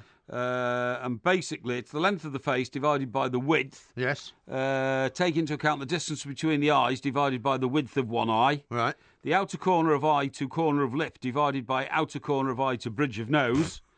The area of bottom lip divided by area of top lip. The corner of lip to opposite side of the base of nose divided by... How do you work out the area of a lip, though? Well, that's trivial, isn't it? Yeah. Divided by base of nose. Length of lips divided by base of nose. Length of nose divided by width of nose. And then finally, excuse me, chin at midpoint. By the time you've worked all this out, you'll be dead. You'll be forgotten. Yeah. Chin at midpoint where it goes in divided by length of lips, right. okay?